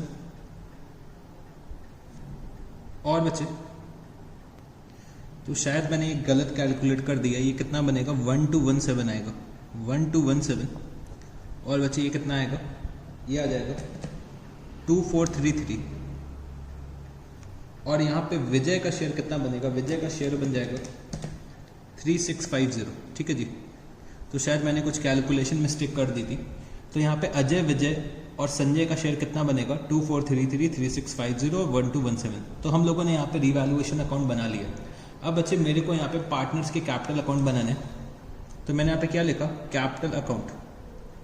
तो मेरे यहाँ पे 4 पार्टनर्स हैं, अजय, विजय, संजय और बच्चे कमल। तो चलो अब हम लोग कैपिटल अकाउंट को बना लेते हैं। तो मैंने यहाँ पे क्या लिखा, अजय, विजय, संजय और बचे कमल। अजय, विजय, संजय और बचे कमल। तो मेरे 4 पार्टनर्स हैं। तो मेरे को चारों पार्टनर्स का कैपिटल अकाउंट बनाना पड़ेगा। ठीक है जी, तो आप लोग क्या करिए, फॉर्मेट बना लीजिए, फिर हम लोग शुरू करते हैं। तो आप लोगों ने फॉर्मेट बना लिया होगा, तो मैं यहाँ पे ओपनिंग बैलेंसेस लिख देता हूँ। तो मैंने यहाँ पे क्या लिखा, बाय बैलेंस ब्रॉट डाउन। तो बच्चे विजय और संजय का क्रेडिट बैलेंस आ रहा है, तो मैंने यहाँ पे कितना लिखा, 85,000 और बचे 68,000 रुपीज़। और अजय का डेबिट बैलेंस आ रहा है, तो मैंने यहाँ पे लिख दिया to balance brought down, to balance brought down 20,000 rupees. फिर बच्चे सबसे पहले मेरे को यहाँ पे रीवैल्यूएशन का प्रॉफिट डिस्ट्रीब्यूट करना पड़ेगा। तो मैंने यहाँ पे क्या लिखा, बाय रीवैल्यूएशन अकाउंट। तो बाय रीवैल्यूएशन अकाउंट, रीवैल्यूएशन का प्रॉफिट कितना आ रहा है, 2433। फिर बच्चे 3650 और बच्चे 1217। तो रीवैल्यूएशन का प्रॉफिट हम लोगों ने डिस्ट्रीब्यूट कर दिया है। अब बच्चे मेरे को अपने रिजर्व्स का डिस्ट्रीब्यूशन करना पड़ेगा। तो मेरे को जर्नल रिजर्व दे रखा हुआ है, तो मैंने यहाँ पे लिखा बाय जर्नल रिजर्व। तो जर्नल रिजर्व का अमाउंट कितना है, जर्नल रिजर्व का अमाउंट दे रखा है मेरे को 30,000 रुपीज़, जो मेरे को डिस्ट्रीब्यूट करना है इन द रेशियो ऑफ 2:3:1। तो यहाँ पे अजय का शेयर कितना बनेगा, 10,000, विजय का बनेगा 15,000 और बच्चे संजय का शेयर बनेगा 5,000 रुपीज़। तो हम लोगों ने यहाँ पे जर्नल रिजर्व्स का भी डिस्ट्रीब्यूशन कर दिया। तो जर्नल रिजर्व के डिस्ट्रीब्यूशन के बाद बच्चे मेरे को अब गुडविल का वैल्यूएशन करना है और गुडविल का डिस्ट्रीब्यूशन करना है। तो चलो अब हम लोग गुडविल का वैल्यूएशन करते हैं। तो मैंने यहाँ पे क्या लिखा, calculation of goodwill of the firm, calculation of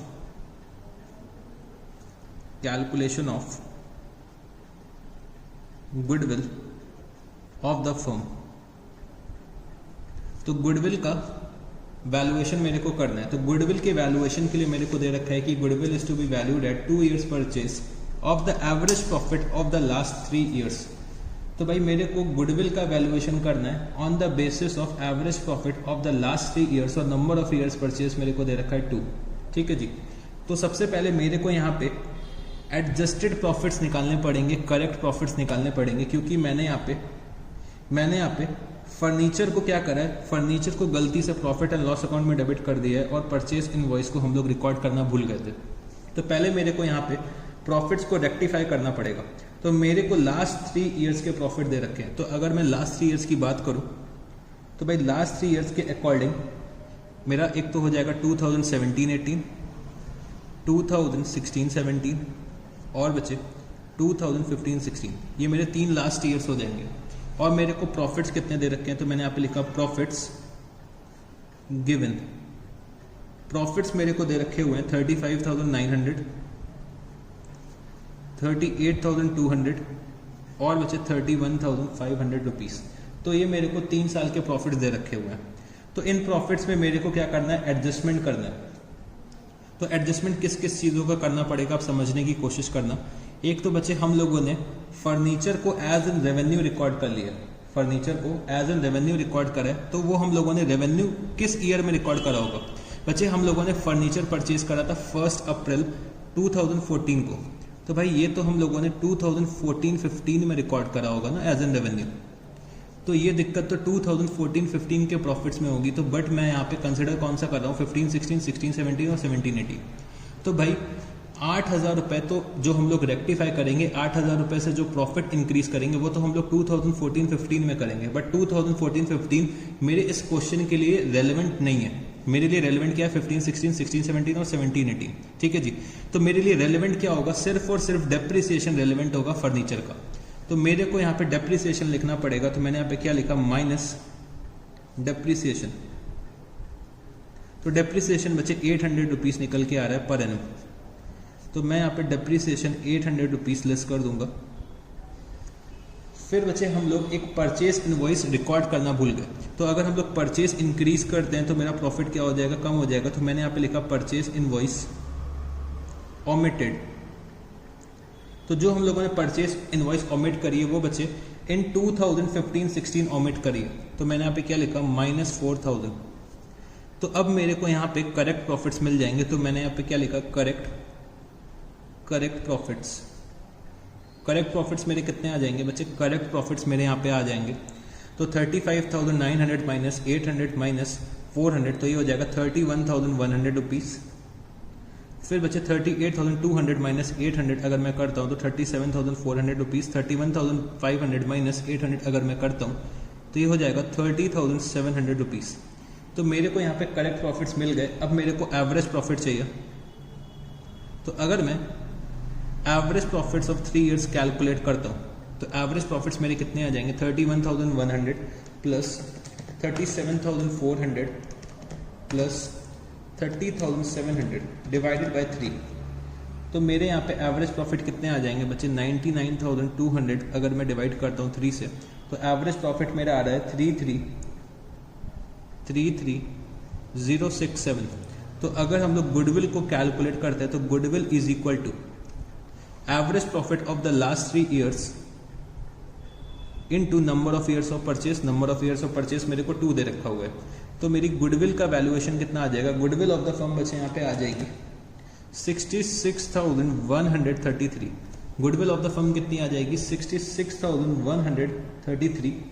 तो यहाँ पे मेरी गुडविल का वैल्यूएशन आ रहा है 66,133। ठीक है जी। तो बच्चे मेरी यहाँ पे गुडविल ऑफ द फर्म आ चुकी है 66,133।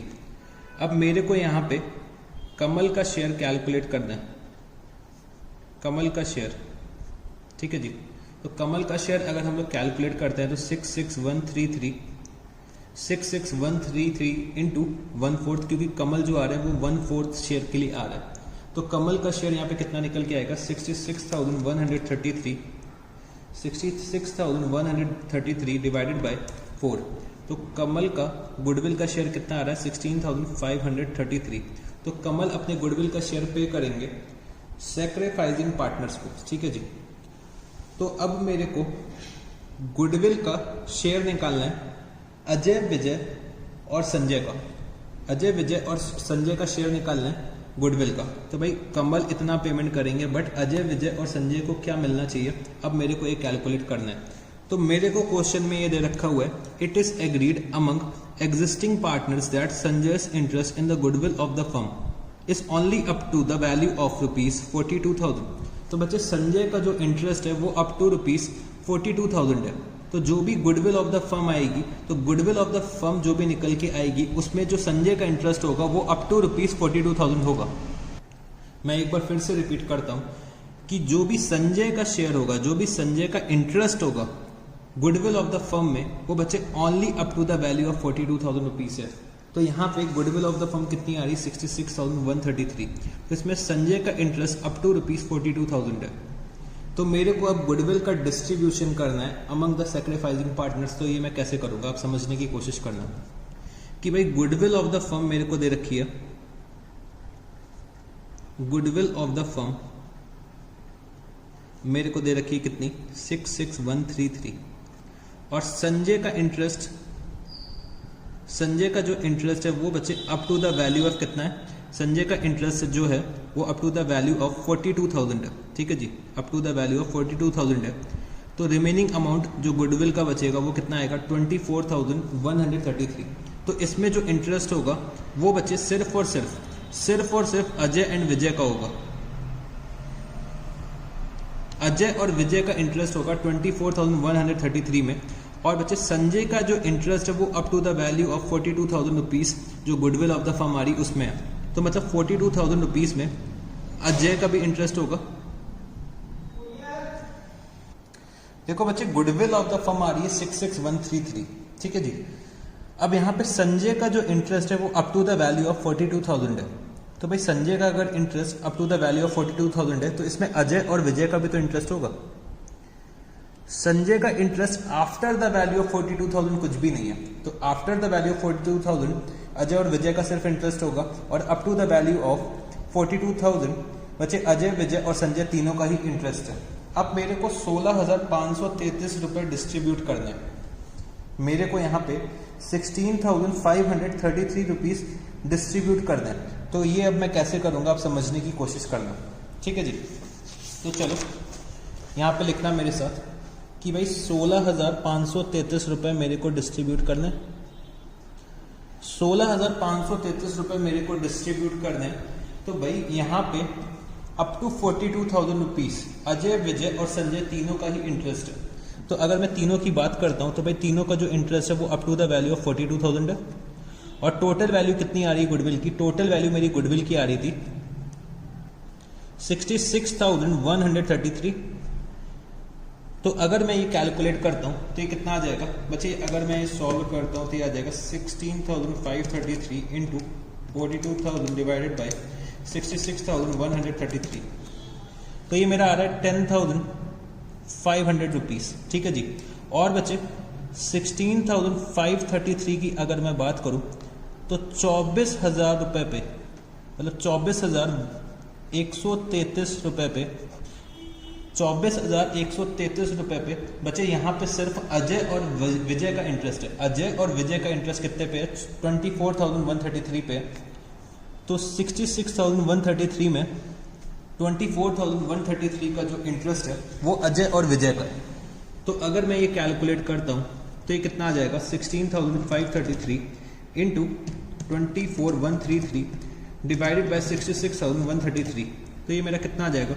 ये आ जाएगा 6033। तो टोटल गुडविल अगर आप लोग कैलकुलेट करोगे तो 10,500 प्लस 6033 कितना हो जाएगा? ये हो जाएगा बच्चे मेरा 16,533। तो मैंने क्या करा है? 16,533 को डिस्ट्रीब्यूट करा है, 16,533 को डिस्ट्रीब्यूट करें तो बच्चे 42,000 रुपीज तक, 42,000 रुपीज तक जो गुडविल ऑफ द फर्म है वो बच्चे अजय, विजय और संजय तीनों का इंटरेस्ट है। आफ्टर 42,000 जो मेरी वैल्यू आएगी गुडविल की 24,133। तो भाई इसमें इंटरेस्ट किसका है? अजय और विजय का ही सिर्फ दे रखा हुआ है। ठीक है जी। तो मैंने यहाँ पे कैलकुलेट कर लिया है कि भाई 16,533 में 10,500 का जो इंटरेस्ट है वो अजय, विजय और संजय का है, अजय, विजय एंड संजय का है। और बच्चे 6033 का जो इंटरेस्ट है वो सिर्फ और सिर्फ अजय एंड विजय का है। तो ये मेरे को अब डिस्ट्रीब्यूट करना है। तो मेरे को गेनिंग रेशियो यहाँ पे पता है, मतलब मेरे को यहाँ पे सेक्रीफाइसिंग रेशियो पता है।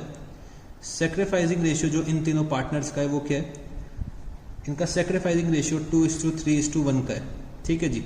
तो यहाँ पे अगर मैं लिखता हूं अजय, विजय एंड संजय, तो बच्चे मैं फर्स्ट 10,500 रुपीज जो डिस्ट्रीब्यूट करूंगा वो बच्चे मैं अजय, विजय और संजय में इन द रेशियो ऑफ 2:3:1 के रेशियो में डिस्ट्रीब्यूट करूंगा।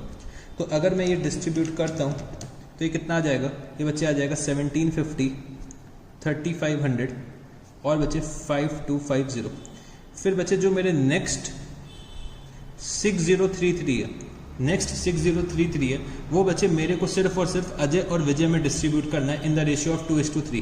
तो अगर मैं 6033 को डिस्ट्रीब्यूट करता हूँ, 6033 को डिस्ट्रीब्यूट करता हूँ इन द रेशियो ऑफ 2:3 तो ये कितना आ जाएगा? 2413 और बच्चे 3620 और संजय को यहाँ पे कुछ भी नहीं मिलेगा।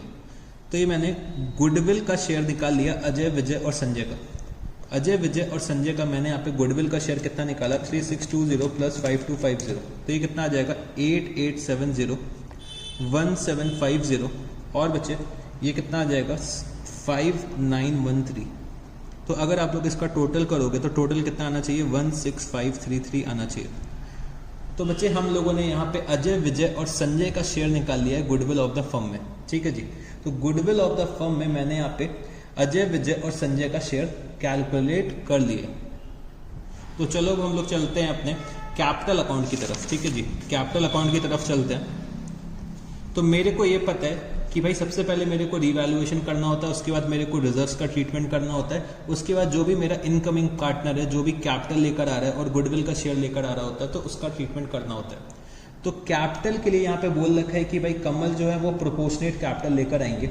और प्रोपोर्शनेट कैपिटल में बच्चे कमल जो यहाँ पे फर्नीचर 3,000 रुपए का लेकर आ रहे हैं और स्टॉक 5,000 रुपीज का लेकर आ रहे हैं। तो ये तो मेरा कैपिटल इन काइंड हो गया। और जो भी बैलेंस होगा वो बच्चे कैश में लेकर आएंगे। तो मैंने यहाँ पे क्या लिखा? Bye furniture account, bye furniture account. तो कमल यहाँ पे लेकर आ रहे हैं फर्नीचर 3,000 रुपीज का, स्टॉक लेकर आ रहे हैं कितने का? स्टॉक लेकर आ रहे हैं बच्चे, स्टॉक लेकर आ रहे हैं 5,000 रुपीज का और रिमेनिंग जो है वो कैश लेकर आएंगे। रिमेनिंग अमाउंट ये क्या लेकर आएंगे? कैश लेकर आएंगे। तो मैं यहाँ पे ये अज्यूम करूंगा कि भाई ये गुडविल का भी शेयर कैश में लेकर आ रहे होंगे। गुडविल का भी शेयर ये कैश में लेकर आ रहे होंगे, तभी तो हम लोग अब इनका कैपिटल जो है वो प्रोपोर्शनेट कर पाएंगे। तो मेरे को कैपिटल को प्रोपोर्शनेट करना है, तो भाई गुडविल का भी शेयर ये कैश में अगर लेकर आ रहे होंगे तभी तो हम लोग कैपिटल को प्रोपोर्शनेट कर पाएंगे। तो मैंने यहाँ पे क्या लिखा कि भाई जो भी रिमेनिंग अमाउंट ये कैपिटल का कैश में लेकर आ रहे हैं वो मैंने यहाँ पे स्पेस छोड़ दी, और प्लस मैंने यहाँ पे क्या लिखा, गुडविल का शेयर। गुडविल का शेयर इनका कितना आ रहा है, 16,533 आ रहा है। 16,533 इनका गुडविल का शेयर आ रहा है। तो मैंने यहाँ पे क्या लिखा, बाय कैश। तो ये तो बच्चे कैपिटल का अमाउंट हो गया, ये गुडविल का अमाउंट हो गया। अब मेरे को गुडविल का डिस्ट्रीब्यूशन करना है, तो गुडविल का हम लोग ऑलरेडी अमाउंट कैलकुलेट कर चुके हैं। तो मैंने यहाँ पे क्या लिखा, बाय कमल्स कैपिटल अकाउंट। तो अजय का शेयर कितना आ रहा था, अजय का शेयर आ रहा था 5913, विजय का शेयर आ रहा था 8870, और बच्चे संजय का शेयर आ रहा था 1750। इसका करस्पॉन्डिंग इफेक्ट मैं इधर साइड पे दिखा दूंगा। मैं यहाँ पे क्या लिखूंगा, to Ajay's capital account, to Ajay's capital account, to Vijay's capital account, और बचे टू संजयस कैपिटल अकाउंट। तो मैंने यहाँ पे क्या लिखा, 59138870 और बचे 1750। तो मैंने यहाँ पे रीवैल्यूएशन का ट्रीटमेंट कर लिया, रिजर्व्स का ट्रीटमेंट कर लिया, कैपिटल का भी बच्चे मैंने ट्रीटमेंट कर लिया। बस मेरे को यहाँ पे कैश में कैपिटल और दिखाना है, और मैंने यहाँ पे गुडविल का भी डिस्ट्रीब्यूशन कर दिया।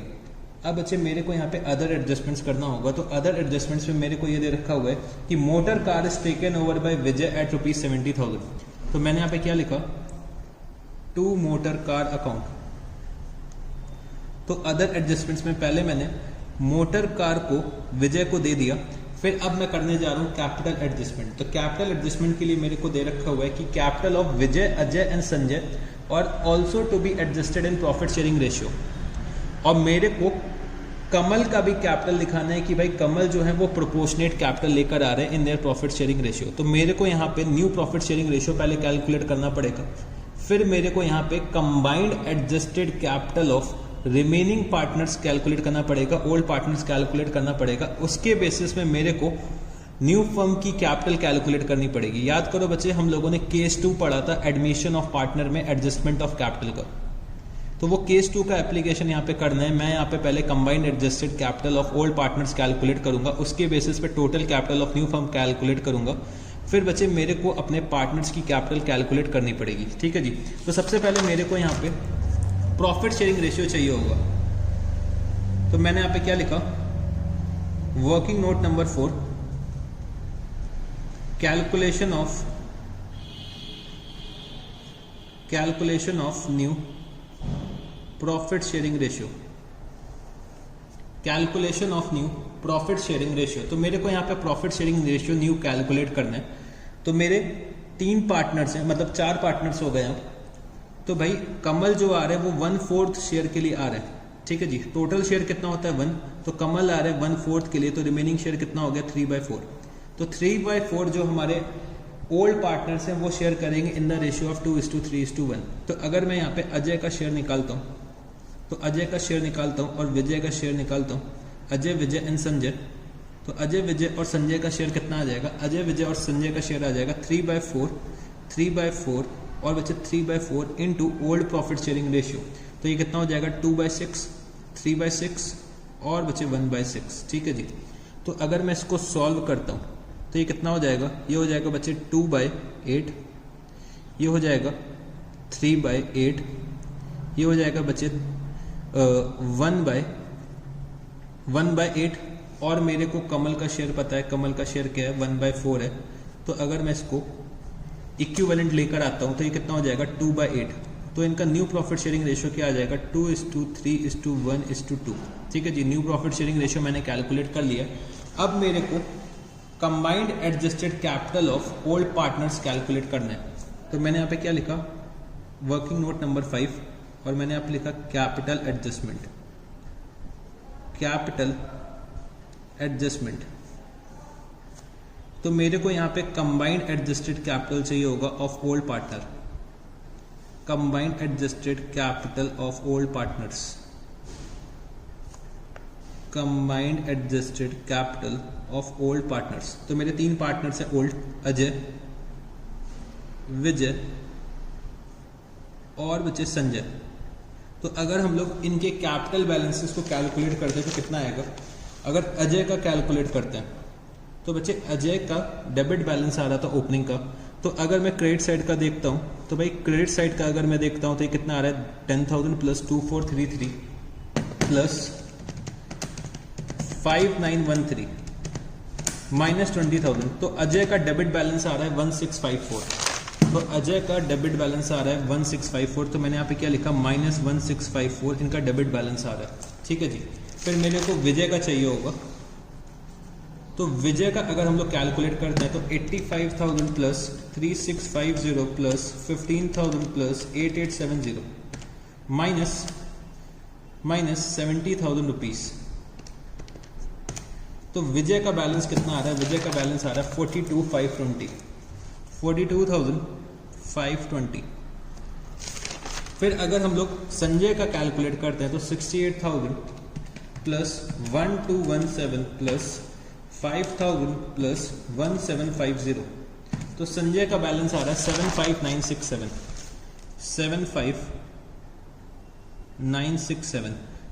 तो यहाँ पे मेरा combined adjusted capital of old partners कितना आ जाएगा बच्चे? 75967 प्लस 42520 माइनस 1654। तो ये आ रहा है मेरा 1,16,833। 1,16,833 मेरा combined adjusted capital of old partners आ रहा है। तो मेरे को यहाँ पे टोटल कैपिटल चाहिए of the firm. Total capital of the firm मेरे को चाहिए होगा। तो अगर मेरे को टोटल कैपिटल चाहिए तो बच्चे 1,16,833 का कैपिटल है। जब ये लोग पार्टनर्स हैं, जब ये लोग पार्टनर्स कितने के हैं? 6/8 के हैं।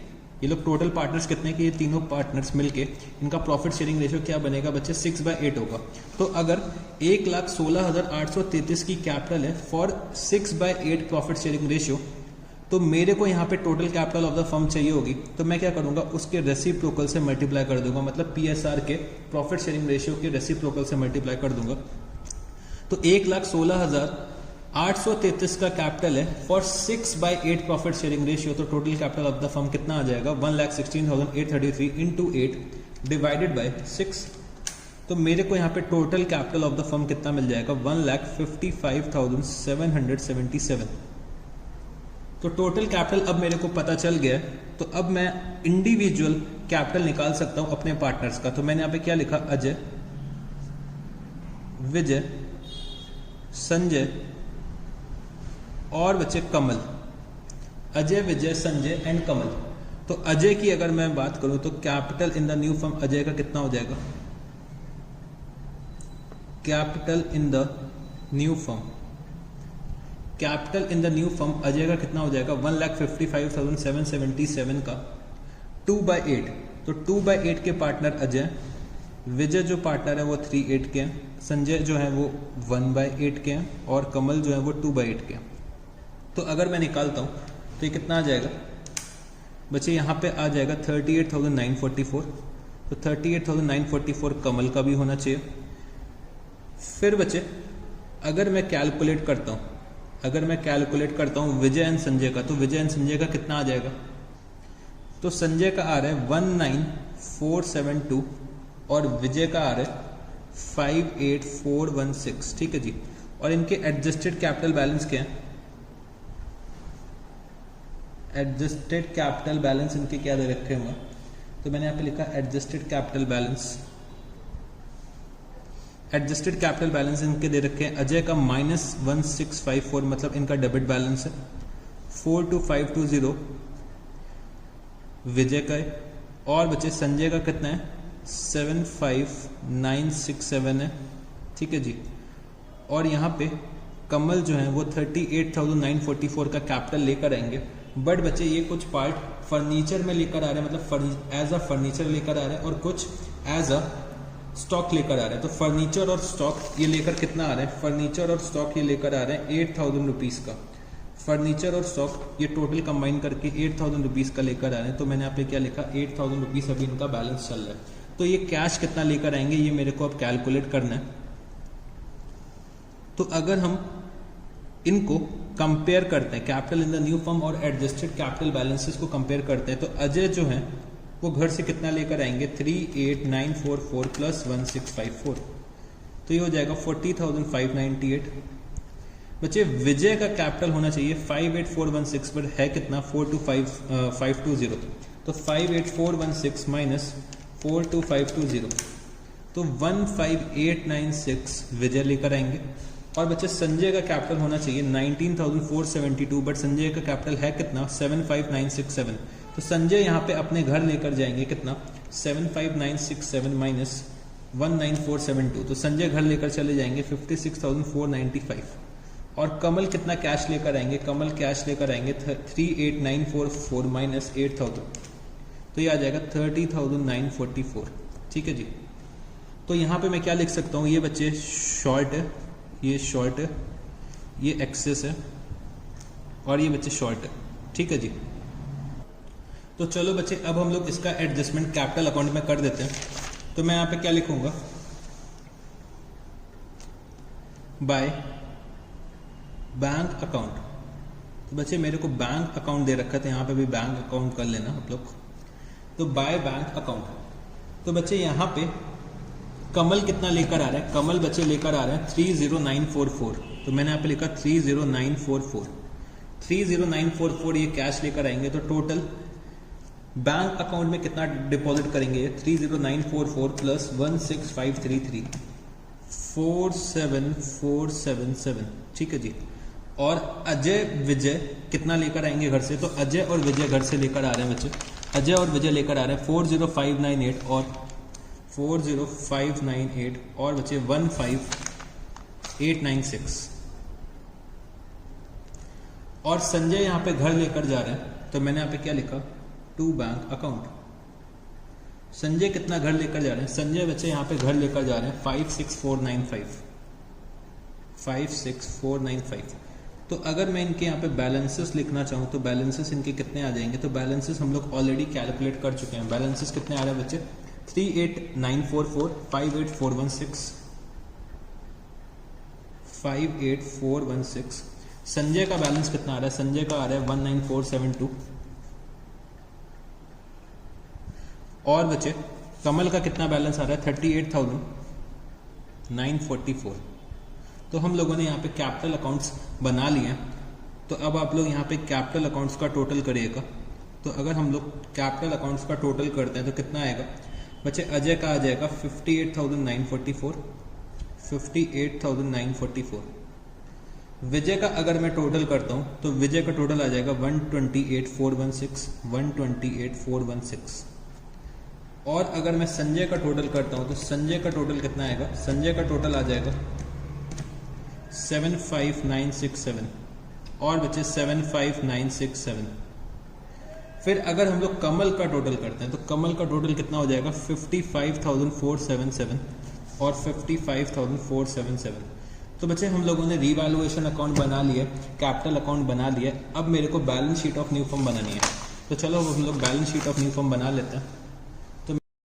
तो बच्चे balance sheet of new firm, balance sheet of new firm हम लोग बैलेंस शीट कब बना रहे हैं, तो बैलेंस शीट हम लोग बना रहे हैं एज एट 1 अप्रैल 2018 को। 1 अप्रैल 2018 को हम लोग बैलेंस शीट बनाने जा रहे हैं। तो हम लोग अपनी प्रीवियस बैलेंस शीट को रेफर करेंगे न्यू बैलेंस शीट बनाने के लिए। तो सबसे पहले मैं यहाँ पे कैपिटल अकाउंट के बैलेंसेस लिख देता हूँ। तो कैपिटल अकाउंट के बैलेंसेस मैं अगर यहाँ पे लिखता हूँ तो मेरे 4 पार्टनर्स हैं अजय, विजय, संजय और बचे कमल। तो अजय का बैलेंस कितना आ रहा है 38,944, कमल का भी बैलेंस 38,944 आ रहा था। विजय का बैलेंस कितना है 58,416 और बचे 19,472। तो अगर हम लोग इसका टोटल करते हैं तो कितना आ जाएगा 1,55,776। फिर इसके बाद बचे सन्ड्री क्रेडिटर्स, सन्ड्री क्रेडिटर्स। तो बच्चे सन्ड्री क्रेडिटर्स मेरे 25,000 रुपीज़ के आ रहे हैं। प्लस मैं इसमें क्या कर दूंगा 4000 रुपीज़। बच्चे हम लोगों ने एक परचेज इनवॉइस रिकॉर्ड नहीं करा था 4000 रुपीज़ का, तो उसका करस्पॉन्डिंग इफेक्ट मेरे को ये यहाँ पे दिखाना पड़ेगा कि भाई 4000 रुपये का इनवॉइस का पेमेंट अभी तक हम लोगों ने करा नहीं है। तो मैंने यहाँ पे 4000 रुपये परचेज इनवॉइस के ऐड करे, तो 4000 रुपये से मेरे क्रेडिटर इंक्रीज हो गए, तो टोटल कितना हो गया 29,000 रुपीज़। फिर बच्चे मेरे एक आउटस्टैंडिंग एक्सपेंसेस है। आउटस्टैंडिंग एक्सपेंसेस मेरे कितने के हैं 6500 रुपीज़ के हैं। फिर बच्चे furniture and fixture. Furniture and fixture की अगर मैं बात करूं तो फर्नीचर एंड फिक्सचर का बैलेंस मेरे को दे रखा है 30,000 रुपीज़। इसमें बच्चे मैं ऐड करूंगा 4800 रुपीज़ जो हम लोगों ने फर्नीचर रिकॉग्नाइज करा है बुक्स ऑफ अकाउंट्स में, और इसमें मैं ऐड करूंगा 3000 रुपीज़ जो बच्चे कमल अपने घर से लेकर आए, तो टोटल कितना हो गया 37,800 रुपीज़। फिर बच्चे ऑफिस इक्विपमेंट। ऑफिस इक्विपमेंट, तो ऑफिस इक्विपमेंट मेरे को दे रखा हुआ है 25,000 रुपीज़। हम लोगों ने ऑफिस इक्विपमेंट का रीवैल्यूएशन करा था एट ₹25,000। फिर बच्चे मोटर कार विजय अपने घर लेकर चले गए। स्टॉक को बच्चे हम लोगों ने रीवैल्यू करा था, तो स्टॉक को रीवैल्यू हम लोगों ने कितने पे करा था 38,000 रुपीज़ पे। और बच्चे कमल अपने घर से 5,000 रुपये का स्टॉक लेकर आए, तो टोटल कितना हो गया 43,000 रुपीज़। टोटल कितना हो गया 43,000 रुपीज़ स्टॉक का टोटल हो गया यहाँ पे। फिर मेरे को दे रखा है संडी डेटर्स। संडी डेटर्स का अमाउंट कितना है, संडी डेटर्स का अमाउंट है 20,000 रुपीज़। और बच्चे कैश एट बैंक, तो कैश एट बैंक के लिए मेरे को बैंक अकाउंट बनाना पड़ेगा, क्योंकि मैंने आपको बोला है कि भाई हमें बैंक अकाउंट बनाना पड़ेगा अगर 2 या उससे ज़्यादा ट्रांजैक्शन है। तो मैंने यहाँ पे बैंक का ओपनिंग बैलेंस लिख दिया, तो to balance brought down. Opening balance मेरे को दे रखा है 18,000 रुपीज़। फिर बचे अजय, विजय और कमल, तीनों ही लोग अपने घर से पैसा लेकर आ रहे हैं, तो मैंने यहाँ पे लिखा to Ajay's capital, to Vijay's capital, और बचे टू कमल्स कैपिटल अकाउंट। तो मेरे तीनों ही पार्टनर से पैसा लेकर आ रहे हैं और संजय अपने घर पैसा लेकर जा रहे हैं, तो मैंने यहाँ पे लिखा बाय संजय कैपिटल अकाउंट। तो अजय कितना लेकर आ रहा है 40,598,15896, और कमल कितना लेकर आ रहे हैं 47,477, और संजय अपने घर लेकर जा रहे हैं 56,495। तो अगर मैं यहाँ पे बाय बैलेंस कैरी डाउन लिखता हूँ तो मेरा बैंक का बैलेंस कितना आ जाएगा, तो अगर मैं डेबिट साइड का टोटल करता हूँ तो 18,000 प्लस 40,598 प्लस 15,896 प्लस 47,477, तो ये मेरा हो जाएगा 1,21,971। तो इसमें से अगर मैं लेस करता हूँ 56,495, तो ये कितना हो जाएगा 65,476, तो 121,971। तो मैं यहाँ पे कैश एट बैंक कितना लिख दूंगा 65,476। तो मेरे ख्याल से बच्चे मैंने सारे आइटम्स लिख दिए अपने बैलेंस शीट में, तो चलो टोटल करते हैं। तो अगर हम लोग लाइबिलिटी साइड का टोटल करते हैं तो लाइबिलिटी साइड का टोटल कितना आ जाएगा, लाइबिलिटी साइड का मेरा टोटल आ रहा है 1,91,276। और अगर हम लोग एसेट साइड का टोटल करते हैं तो एसेट साइड का टोटल कितना आ जाएगा, तो फटाफट बच्चे मेरे को टोटल करके आप लोग बताओ। तो टोटल मेरा आ रहा है एसेट साइड का 1,91,276। तो बच्चे अब हम लोगों ने यहाँ पे क्वेश्चन नंबर 17 भी सॉल्व कर लिए। तो क्वेश्चन नंबर 17 सॉल्व करने के लिए हमें अप्रॉक्स 50 मिनट्स लग गए। तो ये क्वेश्चन बच्चे काफ़ी बड़ा क्वेश्चन था, क्योंकि इसमें बहुत सारे एडजस्टमेंट्स करवाए गए और हम लोगों ने एक एक एडजस्टमेंट को डिस्कस कर करके करा। तो इसमें गुडविल का एक नया पॉइंट था कि मेरे को दे रखा हुआ है कि it is agreed among the existing partners that Sanjay's interest in the goodwill of the firm is only up to the value of ₹42,000। तो अगर बच्चे एक ये ऐसा नया पॉइंट अगर एग्जाम में एग्जामिनर दे देता है ना, तो बच्चे क्या होते हैं कंफ्यूज हो जाता है।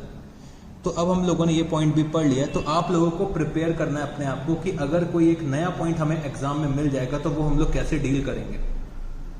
भाई हर एस्पेक्ट, हर पॉइंट का एक डेबिट एस्पेक्ट होगा, एक क्रेडिट एस्पेक्ट होगा, तो वो हमें फ्रेम करना पड़ेगा। ठीक है जी।